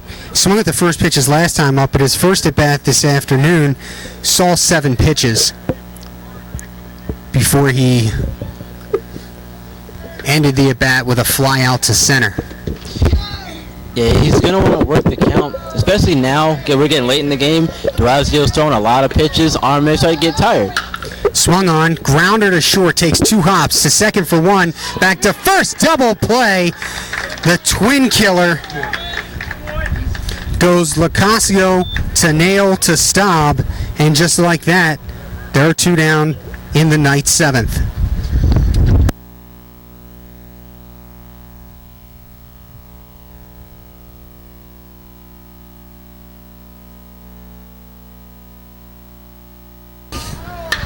Hussar swings at the first pitch, right center field. That's in the gap. Hussar on his way to second, and he'll be there with a double. First pitch swinging double. Hussar trying to breathe life back into the Knights bench.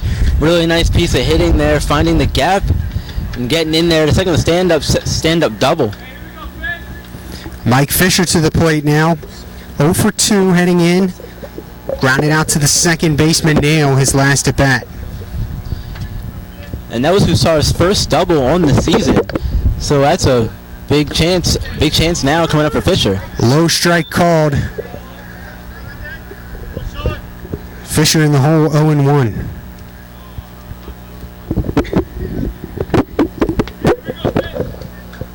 He's got a big lead out there at second. That one's outside into the left-handed batting box. 1 ball, 1 strike. It's a very good hitter's field. The outfield walls used to be green. Old advertisement. The Lions decided to paint them black. As we see a called strike on Fisher, now 1-2. Decided to paint them black in the last off-season, and it really sets up a good tone for this ballpark. A little known fact is that padding out there on those walls from Oriole Park at Camden Yards. Oh, wow. That's really cool. Here's the 1-2. D'Ignazio delivers. There's a base hit to left. Hussar will be held at third as it was just off the end of the bat. Fisher aboard with a 2-out single, and Hussar to third. Yeah, sometimes you can hit the ball a little too hard, and I think that's one of those cases where had it been a little softer, Hussar would have had a chance to probably come around and score. So the Knights put together back-to-back hits. First it was Hussar's double, and now Fisher's single. That'll bring Lions head coach Kyle Campbell out to the mound, and that might be it for D'Ignazio. Runners at the corners and 2 outs for the Knights. Corey Lewis steps to the plate. And I spoke earlier about Fisher's batting average. He came in today with a 167, but despite the 1 for 3 days he's had so far, that last hit's going to spike his average up some, and that couldn't have been a bigger hit to get the run over to third with 2 outs. So Campbell just coming out to have a discussion with his hurler D'Ignazio talked his way into staying in, I guess, and they're going to see if he can get one more and go 7 in this game. Corey Lewis, the Charlestown, West Virginia native, he'll step in the box and try to spoil things for D'Ignazio. Here's the first pitch, swung on down the right field line. That's going to be trouble with this wind, and it's over the tarp and out of play. A long strike. I like the confidence by D'Ignazio, convincing Coach Campbell to let him stay in the game. You gotta like that. It's getting late, but still, good confidence from D'Ignazio. He's gonna work himself out of his bad situation. So here's the 0-1 pitch to Lewis. Good curveball in there for a strike. Now he's got to work from behind in the count. His team down by 4. Top of the 7th. Fisher leads away from first, Hussar at third. Here's the pitch. Outside for a ball.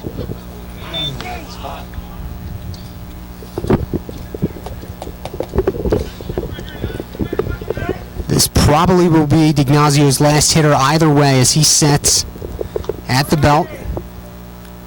Now the pitch. Outside for ball 2. Good spot there. I thought he had him over here. 2 balls, 2 strikes.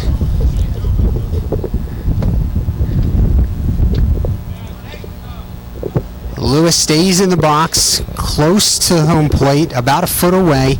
D'Ignazio has what he likes, sets and throws high for ball 3. So Lewis has not only worked the count back full, but let me tell you the positive in this is that now Fisher, who's at first base, not very fast at all, will get a running start. Yeah, and that's big. If he hits the ball in a gap somewhere, Fisher could probably score. Here's the pitch. No! The curveball taken for ball 4. So, after falling behind in the count 0-2, Lewis works his way back on the next 4 pitches for a walk, and the bases are now loaded with Knights, and J.D. Bruck comes to the plate. I was over here giving the strike 3 motion. That high strike over here. That high strike has been called all afternoon. I'm very surprised. I was getting ready to mouth the words "a called strike 3," and I just kept watching, and then I watched Lewis go down to first. So now Bruck down halfway to third base to have a conversation with his head coach, Mike Carter. 2 outs. Bruck, as I said before this game, a very good and patient hitter. However, with the way D'Ignazio has been pitching, if you see something earlier in this count, you might want to jump on it. You might want to jump on it, and Bruck's done a good job of doing that all season. Really, his on-base percentage is .357 coming into today's game. High and outside, so after going ahead 0-2 to Lewis, that's now 5 straight out of the strike zone from D'Ignazio. Hussar at third, Fisher at second, Lewis at first. Here's the pitch to Bruck. Good curveball in there for a strike. He's been working that curveball all day. I think it's gotten better as the game's gone on. Yeah, some people say when pitchers get tired, the more tired they get, the better the break on their breaking ball. Here's the 1-1 pitch to Bruck. Swung on up the middle. Locasio gets to it. Shovel pass to second is in time on the diving stab by Locasio. Shovels it to nail it second to end the Knights inning. That'll end the 7th inning. 3 hits, no runs, 2 left on base. Heading to the bottom of the 7th, it's Lions 5, Knights 1.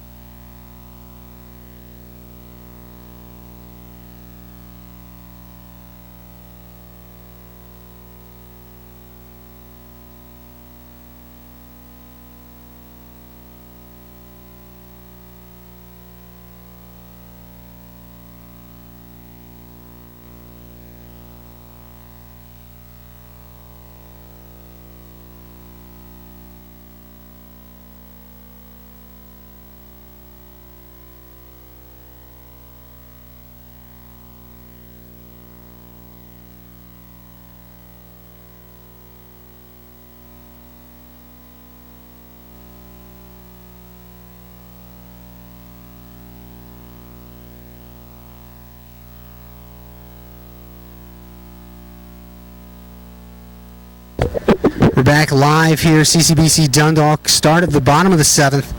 Dundalk leads it 5-1. Justin Mack to start things off for the Lions. Velasquez still in the game. Goes into his windup. Now the pitch. First pitch swinging. Pops it up. Waiting. And it'll be hauled in by Nakic. One pitch and one out.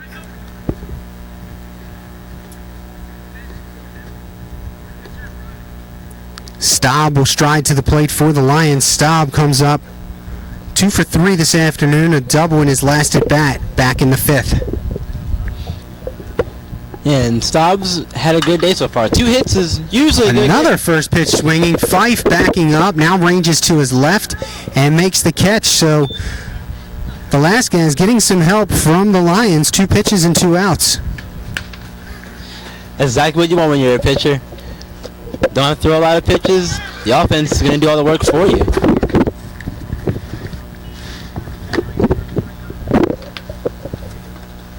Lanivi will get up to the plate now. His last at bat, the big bomb 2-run shot to right center field. Swing and a miss. Thinking about that home run with that swing. Yeah, it's definitely in the back of his mind, but I think right now I just want to get a guy on. Strike 2 called. Velasquez seeming to settle down here in this inning. This will be the 5th pitch of the inning and a timeout called.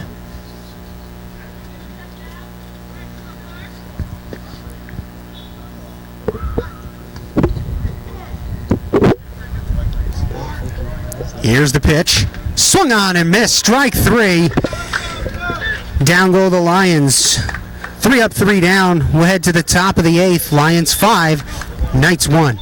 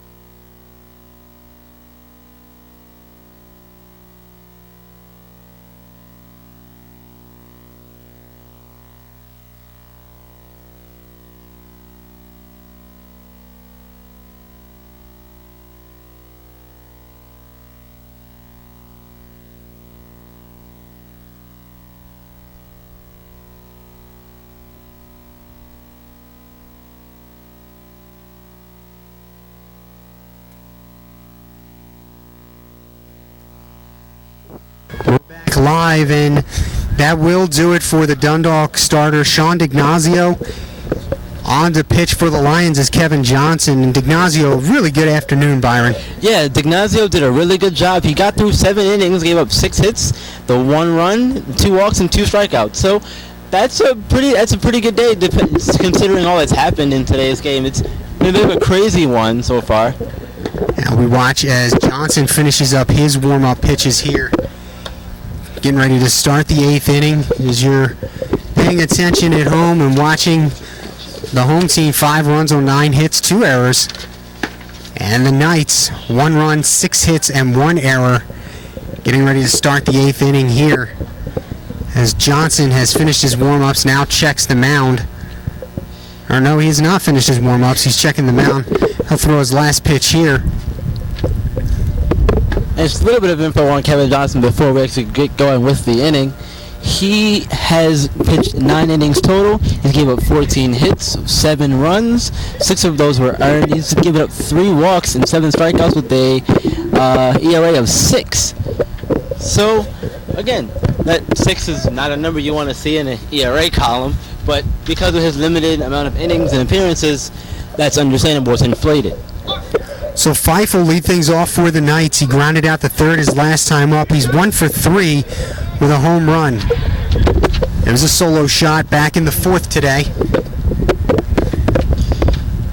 Yeah, and that solo shot earlier gave the Knights some momentum as they got a few more runs after that. It's a mini, mind you, but still, they got some offense going. So White returns back behind the plate after talking to his right-handed hurler. Johnson's ready to go. The freshman out of Harrisburg, Pennsylvania, and it's going to be a ball to start things off to Fife. The Knights bench alive for the first time this afternoon. You hope it's not too little too late. A shot to third and down the line, a base hit. Fife rounding first. He's going to go for two. Nope, he'll put on the brakes a third of the way through. A sneaky throw back behind him. Lacasio thought he had him. Fife fell asleep on his return to first base and almost got picked off there. A long single for Fife. He's now 2 for 4. And here comes Chase Montanez, the catcher. Exactly what you expect of your the leading team hitter in average, and got 20 hits on the season. He came into today's game with a .318 average, so no surprise there to see Fife show up. That ball gets away to the backstop, and Fife will move up 90 feet.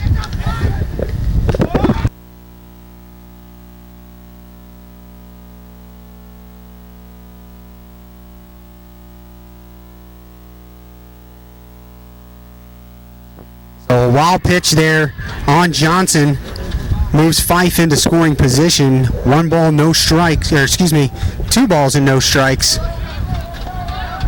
Montez has a chance here to end. No, 1-0, I'm sorry. 1-0, I'm sorry, Byron. Swung on up the middle, snagged by Johnson. Throw to first is out, and Fife sneaks into third base. Johnson didn't realize he had the ball, I think. Yeah, I think it's surprising. That's one of those look what I found moments there.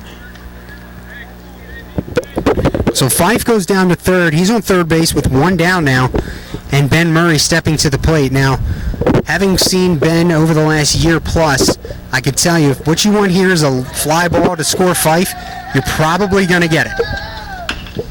As he grounds one foul past the third base side dugout, 0-1.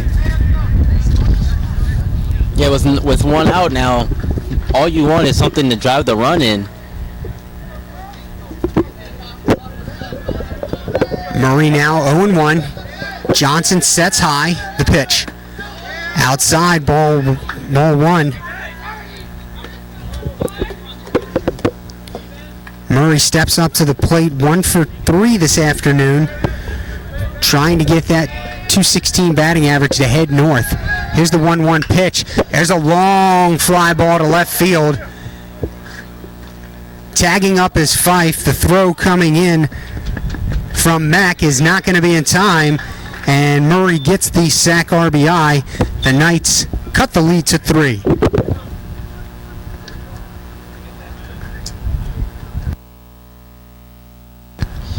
You called it, Rocco.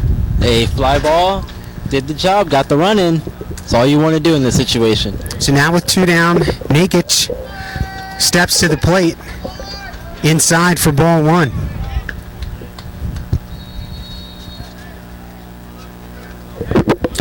Good quality at bat there from Murray. Here's the 1-0 pitch, high for ball 2. So Nakic starts the at bat off, 2 balls, no strikes. Johnson working relatively quickly, goes into the windup now. The pitch outside for ball 3. Don't see anything you like, don't swing the bat. It's pretty simple at this point in the game.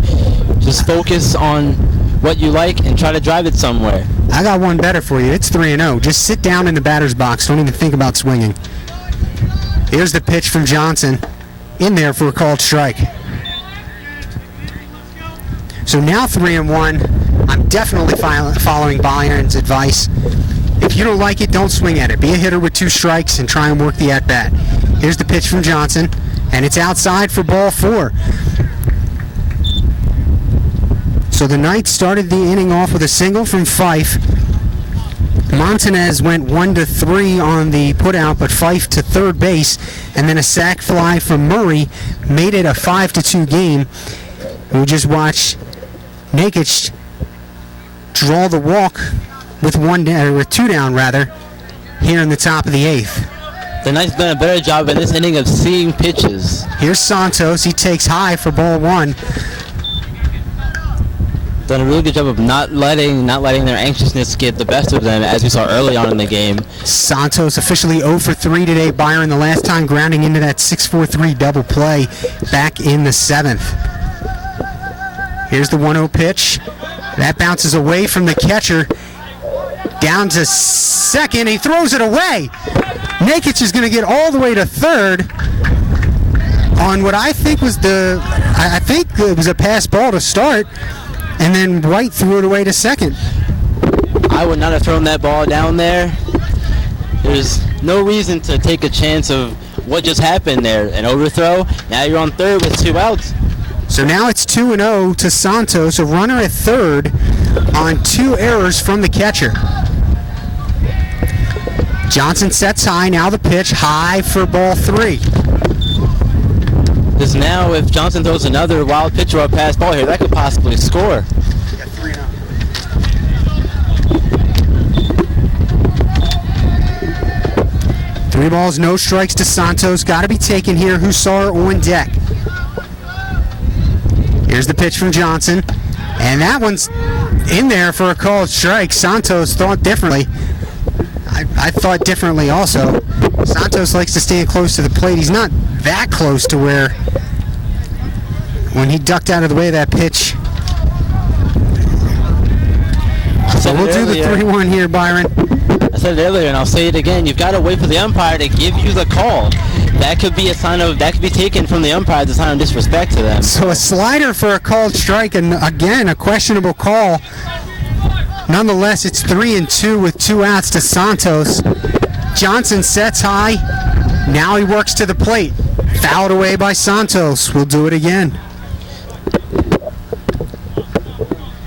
Still got to wait for the umpire to give you that signal, though, whether it's strike or a ball. So he's down. It's counts definitely not in his favor here, but still. Here we go again on the 3-2. Inside, he hit him. And Santos reaches with 2 outs. Hussar will come to the plate with runners at the corners. Nakic on third, Santos on first, and Hussar doubled in the first pitch he saw the last at bat in the seventh. Steps up with a chance to get his team back into this game. The wind really whipping in now from left field.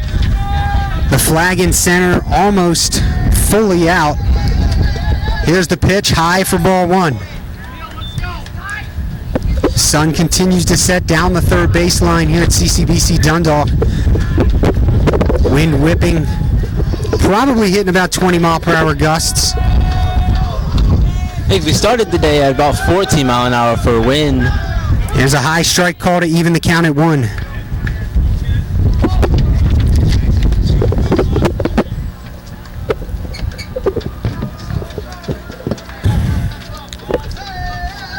Santos at first as Hussar fouls one away, 1-2 now.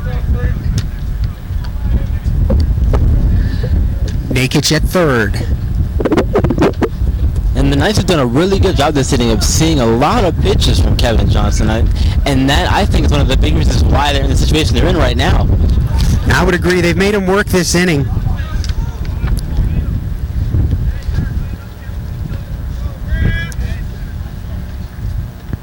This will be the 22nd pitch of the inning for Johnson. Coming up here to Hussar. 1 ball, 2 strikes. Here's the pitch. Inside for ball 2.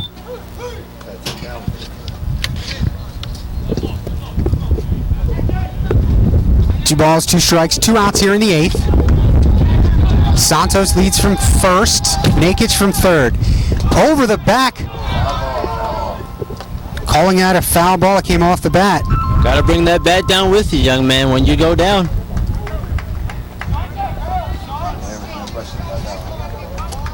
So a ball that went over Hussar's head. He couldn't get the bat down quick enough.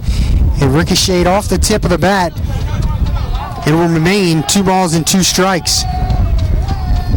Johnson sets. Now the pitch. Curveball down the left field line and foul.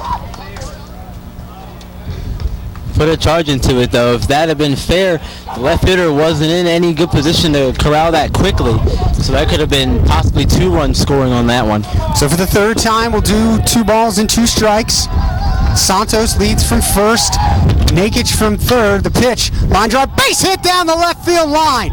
Nakic will score from third. Santos hustling into third base. Here's the throw. He is safe. And Hussar has a hustle double. The Knights cut it to a 2-run deficit. Big time players make big time plays, and that was one of the biggest plays so far of today's game. Clutch hitting there. A 7-pitch at bat for Hussar. The second run of the inning for the Knights as Nakic scored from third.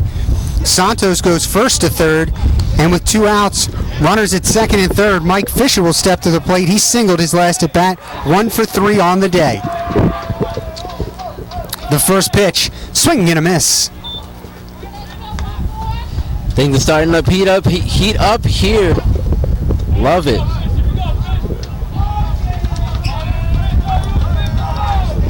Johnson ready and throws over the head of Fisher, who ducks out of the way, dropping the bat as well. 1 ball and 1 strike.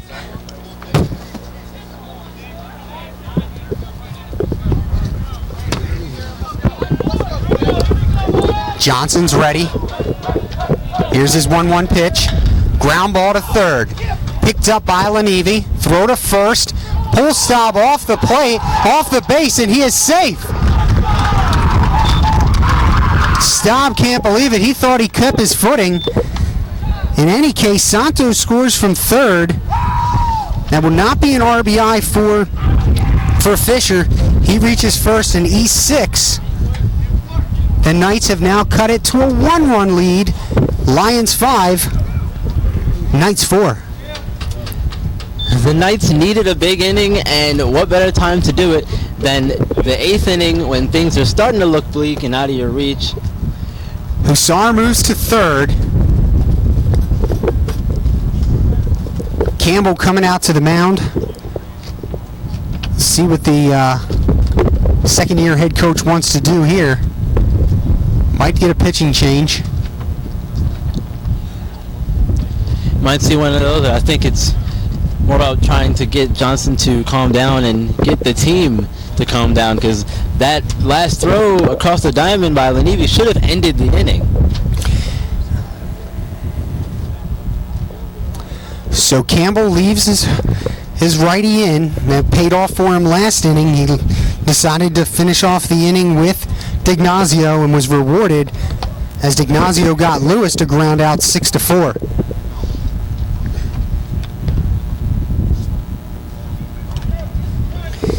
Just to correct myself there, that error was on the third baseman Lanivi, not the shortstop. At any rate, Fisher at first, Hussar at third. Here's the first pitch over the head of Lewis.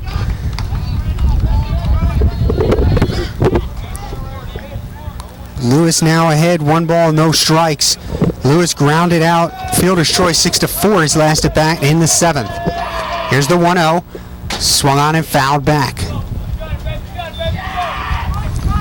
Johnson throwing a lot of pitches now in this inning. The Knights are almost 2 batters away now from batting around in this inning. So if that doesn't say something about what the offense has done in this 8th inning, it's certainly impressive. Johnson peers in for his sign. He checks Fisher at first. Looks over at Hussar at third. Now the pitch. Swung on down the right field line, and that one will stay foul and go out of play. 1 ball, 2 strikes to Lewis.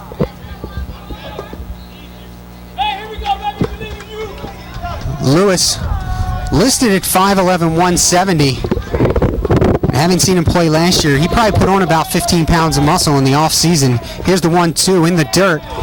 Fisher looking to move up, and he will. go to second base. Good heads-up base running by Fisher.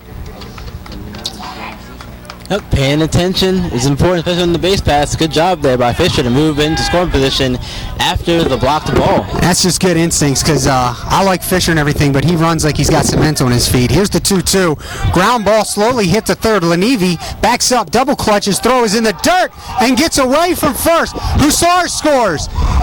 They're going to try and score Fisher. Fisher will score, and the Knights take the lead 6-5. Timeout as Staub is shaken up on first.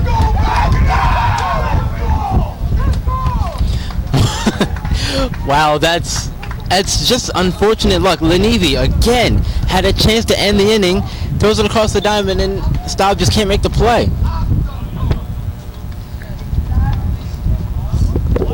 So a 5-run inning thus far for the Knights. The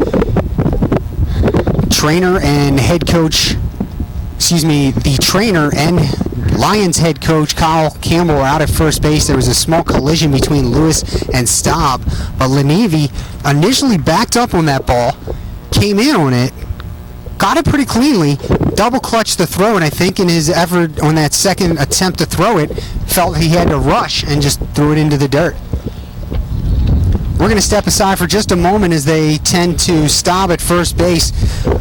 We're still here in the 8th inning, 2 outs, Lewis at second. The Knights have taken the lead 6-5.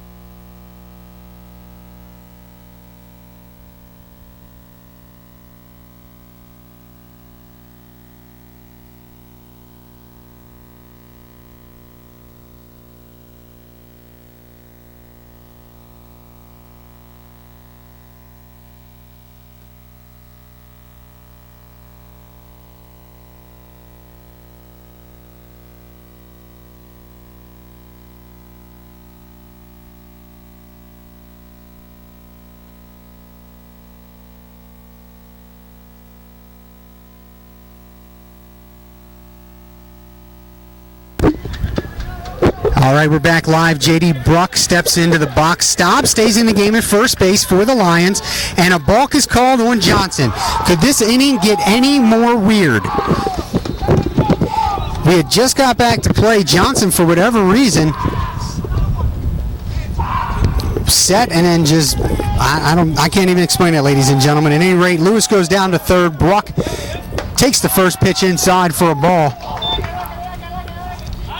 Yeah, I've never seen anything like that before. The first play after time has been... He looked like he had set, and then he started to go forward and decided to step off.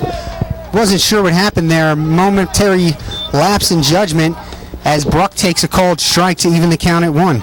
This is all still with 2 outs. Keep that in mind. Everything that's happened has been with 2 outs. Here's the 1-1 pitch. Bruck swings and fouls it off the front leg. 1 ball, 2 strikes.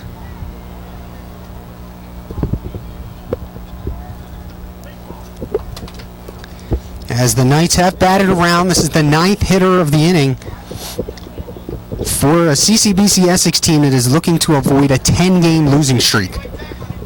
A lot to play for in these last 2 innings for the Knights. Johnson sets, now the pitch. Inside, called strike 3, and the inning is over. Mercifully, if I may add. So for the Knights, 5 runs on 2 hits, 3 errors this inning. We go to the bottom of the 8th. It's the Knights 6, Lions 5.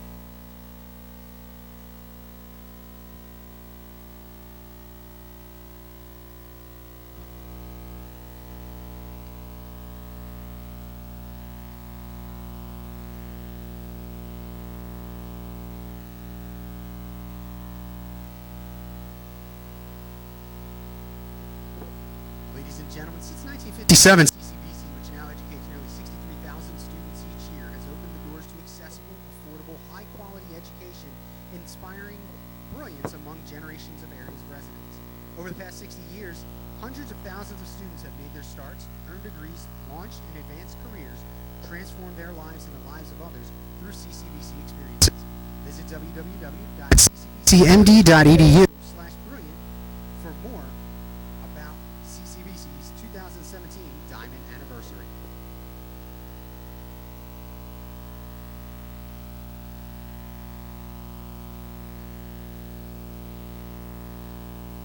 So new pitcher on the hill for the Knights is Handy Rodriguez.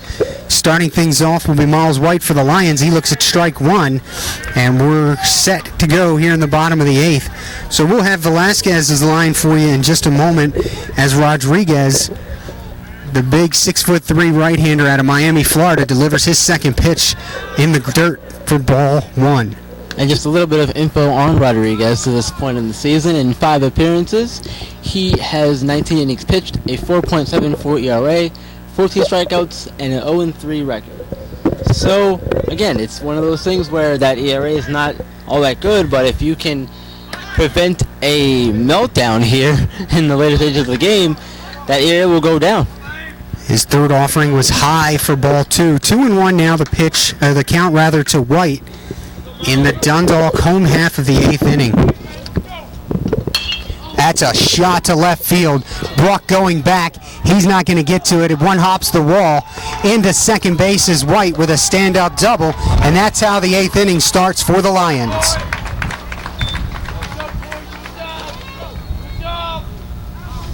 Leadoff double for White brings Corey P. to the plate. P a single in 3 plate appearances and 2 doubles, so he's reached base in all 3 times at the plate today, looking to drive in his teammate from second to tie this thing up. Yeah, and White, that's how you want to start off the inning. If you're Dundalk, get that man in score position right away with no outs. Now P has to just back him up, bring him around, get this game tied up again. Want to make sure to hit the ball to the right side of the infield if you're P. Get that runner over to third. Here's the pitch from Rodriguez. It's a bunt right back to the mound. A beautiful job. Rodriguez throws to first for the out. And a great job on the sacrifice by P. It'll go 1-3 on the putout, 1 down, and Lacasio will step up.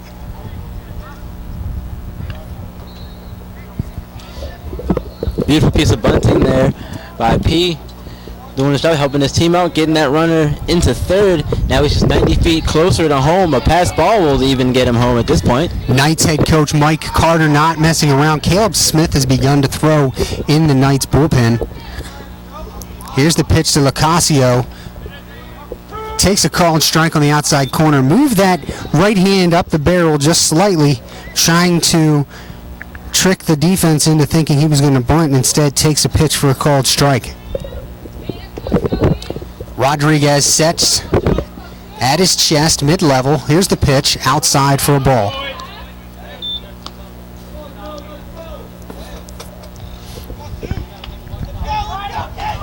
One and one the count.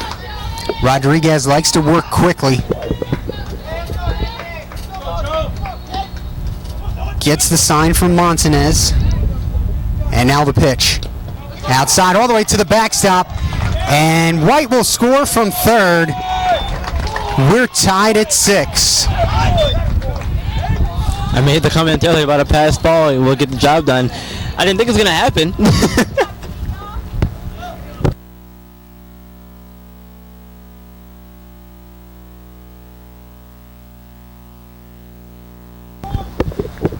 So White scores the tying run. It's 2-1.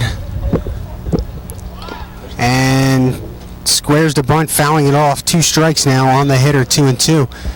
I'm going to call that a pass ball. 6-6 now here in the 8th.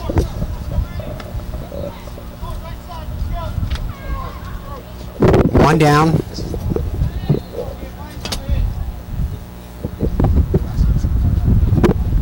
Swing and a miss. And down goes Lacasio. 2 down, we go back to the top of the order for the Lions in Jeremy Nail. I believe we did get the line, in case you're wondering, or you're a member of the Velasquez family in Miami, Florida, waiting to hear the Lionel Velasquez. We'll get that to you in just a moment. Here's the first pitch to Nail. Fouled straight back.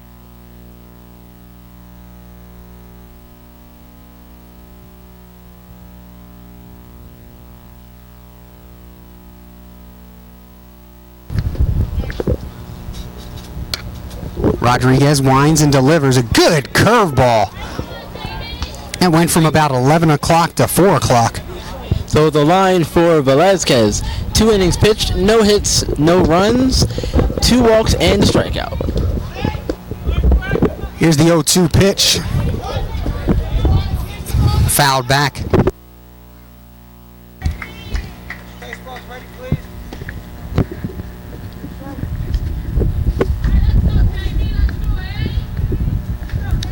Rodriguez has a sign he likes. Nail awaits the 0-2 pitch for the second time. Slow roller. Third baseman Hussar, that ball took a weird English hop.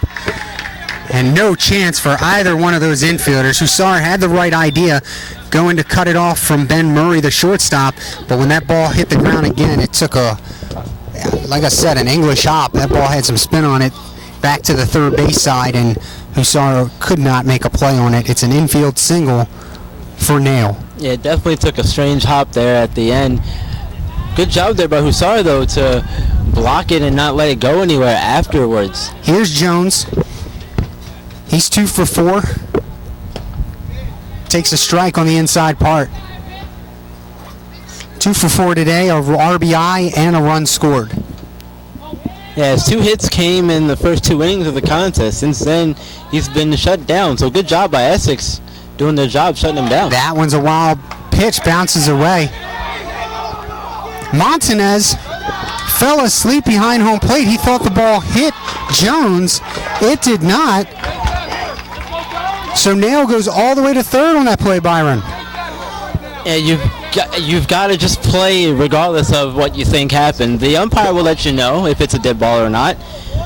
That's really unfortunate that Montanez had the brain lapse there, and now they have a chance to make it hurt with a runner on third.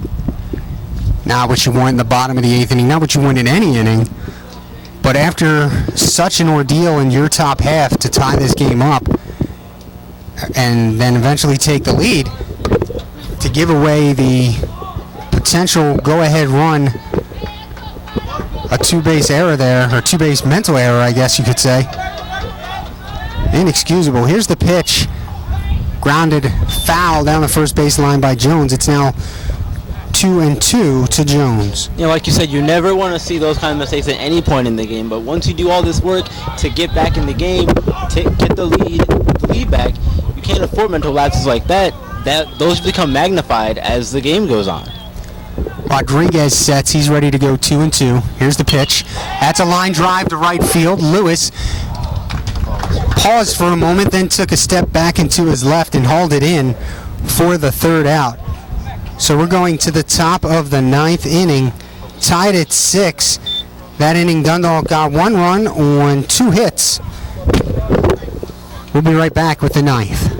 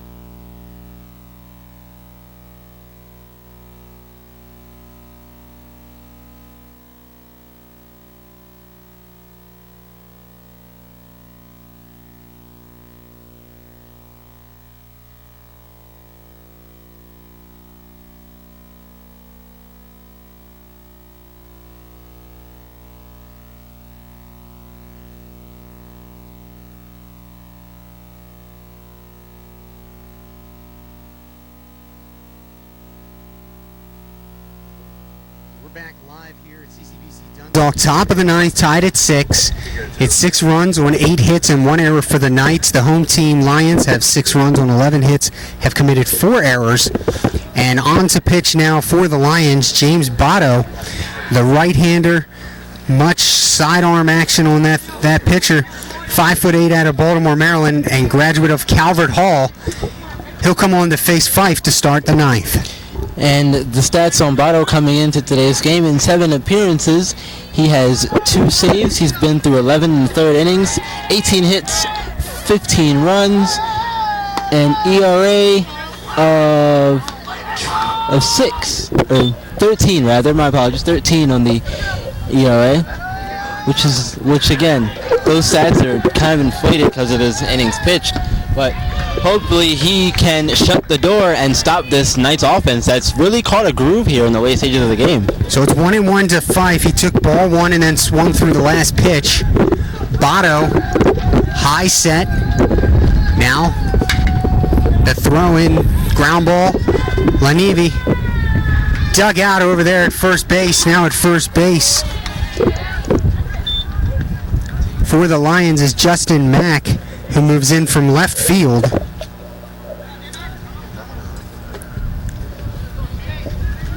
That one was in the dirt also, but Mack doing a good job to dig it out. It's 1 down here in the ninth. Chase Montanez to the plate, and a chance to make up for his play last half inning behind the plate as he lines one down the third base line and foul. Head coach Mike Carter nodding his head up and down, indicating that's what we want. Just straighten it out a bit.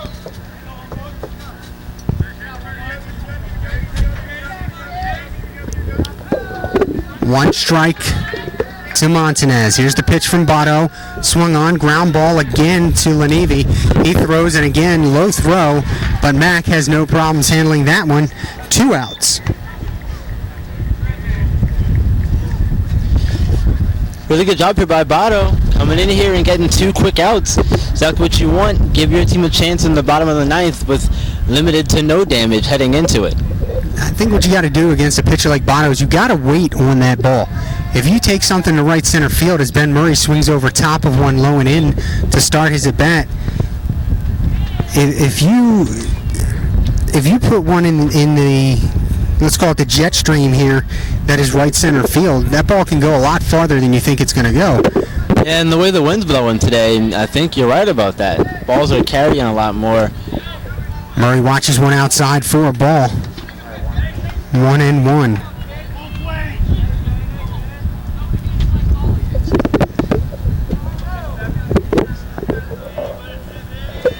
Botto set and ready to go. Here's the pitch. Foul ball.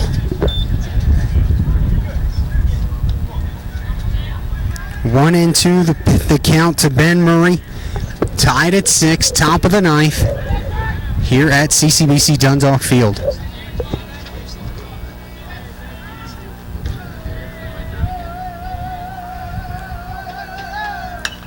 And that one is fouled back.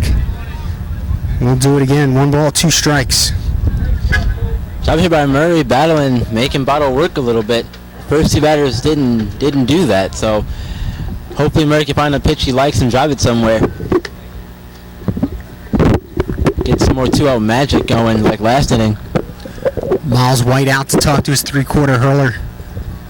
Sidearm hurler, if you will. Murray looking for a little 2-out magic here. Looking to get on. Botto sets high. Now the pitch. He goes overhanded to break one off out of the strike zone. 2 balls and 2 strikes. Well, there's something to think about if you're a hitter now. You've seen him throw overhand after throwing predominantly sidearm submarine style. 2 balls and 2 strikes to Murray. Here's the pitch. Way outside for ball 3. So Murray has worked the count full with 2 down here in the top of the ninth.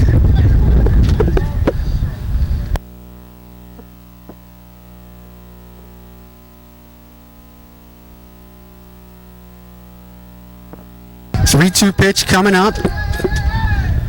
Murray, a high fly ball to center. In comes P. And he's got it. Put away. 3 up, 3 down. Go the Knights in the ninth. tied at 6. The Lions are going to try and walk it off. We'll be right back.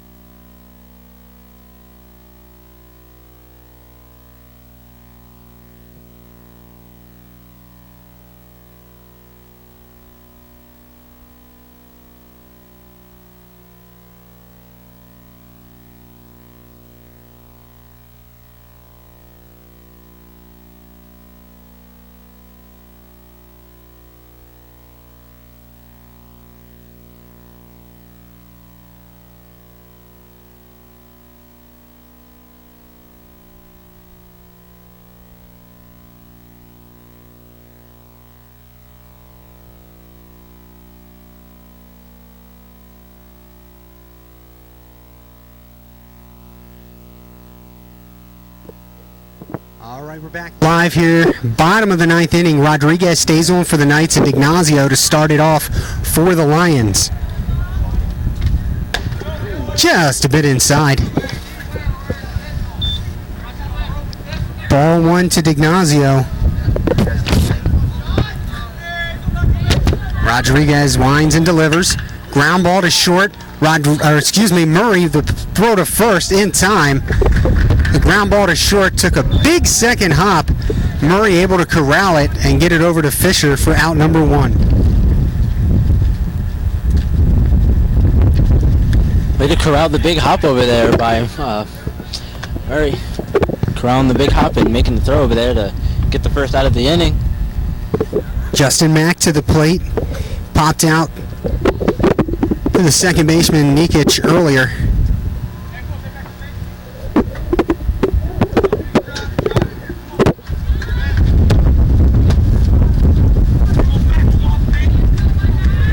Here's the pitch from Rodriguez in the dirt for ball 1.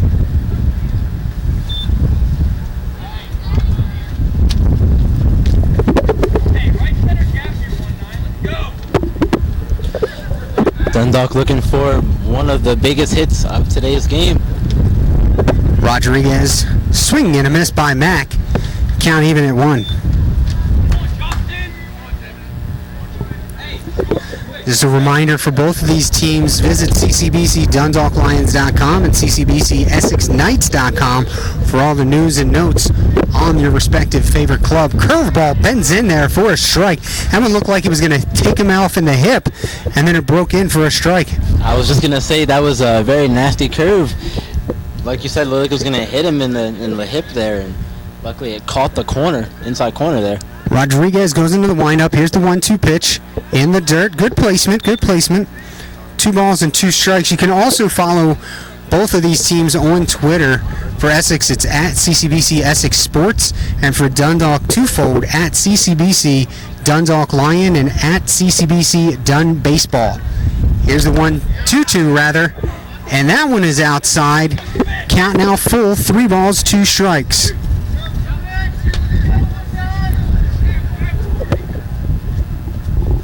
Rodriguez delivers on the full count. Swung on and fouled away off the front plant leg of Mack. Bounces over to the on-deck circle of the first base side dugout of the Knights. The Lions 6 runs on 11 hits, 4 errors. The Knights 6 on 8 hits, 1 error. Rodriguez has the pitch he likes. winds and delivers. Ground ball to third. Hussar picks it up, throws to first. 5-3 on the putout, and out number 2. They're making Rodriguez work, making him throw a lot of pitches, but Rodriguez, in turn, is doing a good job of making the Lions hitters swing at the bad pitches and getting these easy groundouts that we've seen so far in this inning. Here's Staub. He's 2 for 4. Or correction, it's not going to be Staub. It is going to be Mike Mowry hitting for Staub. And past the third baseman, Hussar, for a base hit. Mowry throws the brakes on, and a single to keep the inning alive for the Lions. Mowry coming in big off the bench, his first step out of the game, driving one right down the third base line and getting a single. So here's Lenivi. Here is a chance for Dundalk to make something happen. Lenivi already with a 2-run shot in this game, and I'm sure after those errors back in the 8th, he would love to put something in a gap right here and walk it off, have that be a distant memory. Rodriguez sets with Mowry at first. There's a ground ball to short, slowly hit. Murray fields it with one hand. High throw to the fence. All the way to third is Mowry. Nobody covering home. Rodriguez gets there quickly. And now runners at first and third, 2 down. The nice possibly dodged the bullet right there by having someone cover the plate and corralling that ball quickly enough to prevent the runner from scoring from third. Mowry all the way to third, 2 down, runners at the corners. Murray made a great play to field the ball, and I'm not sure if he didn't know exactly how much speed Lenivi had. He rushed that throw and just overthrew Fisher. Carter's going to come out to have a word with Rodriguez. We'll step aside for just a moment. It's a tie ball game here in the bottom of the 9th. Lions 2 outs, runners at the corners.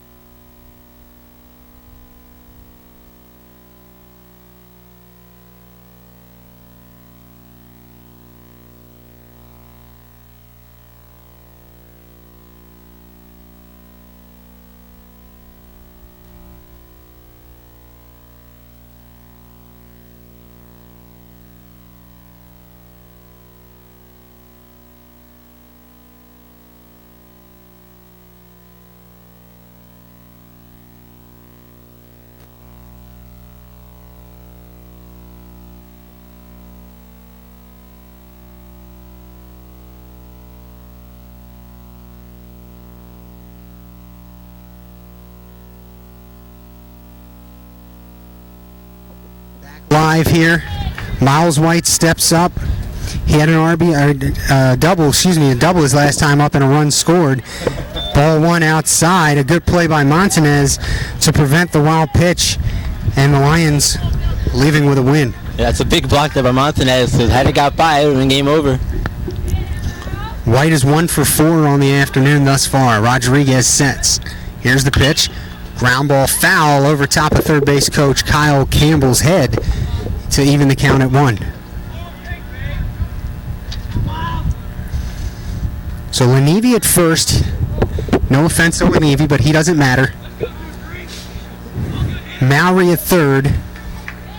2 down. White stands in, 1-1 the count. Rodriguez sets, now delivers. Outside for ball 2.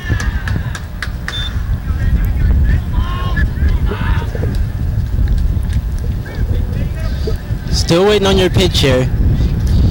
2 balls, 1 strike to White. There goes Lenivi. Curveball. Stayed inside. Couldn't break that one over. It's now 3 balls, 1 strike to White. Got to be careful here. You don't want to give in to him. P stands on deck. He had a sack his last at bat. Officially, he's 1 for 1. 3-1 pitch, swung on and fouled off. Full count now. 3 balls, 2 strikes. Lenivi took off 2 pitches ago, uncontested to second, not credited with a stolen base. Second and third, 2 outs, full count. Rodriguez sets. Now the pitch. Outside, the ball gets away from the catcher. Here he comes to the plate. He is safe, and the ball game is over. Ball 4 got away from Montanez. Coming home to score was Mowry, and the Lions win it. The final score, the Lions 7, the Knights 6, on a pass ball in the 9th inning. We've seen just about everything today. Ladies and gentlemen, we thank you for joining our broadcast today. For my broadcast partner, Byron Reed, for our interns on duty, I'm Rocco Jeppy saying so long. Once again, the final score, Dundalk 7, Essex 6.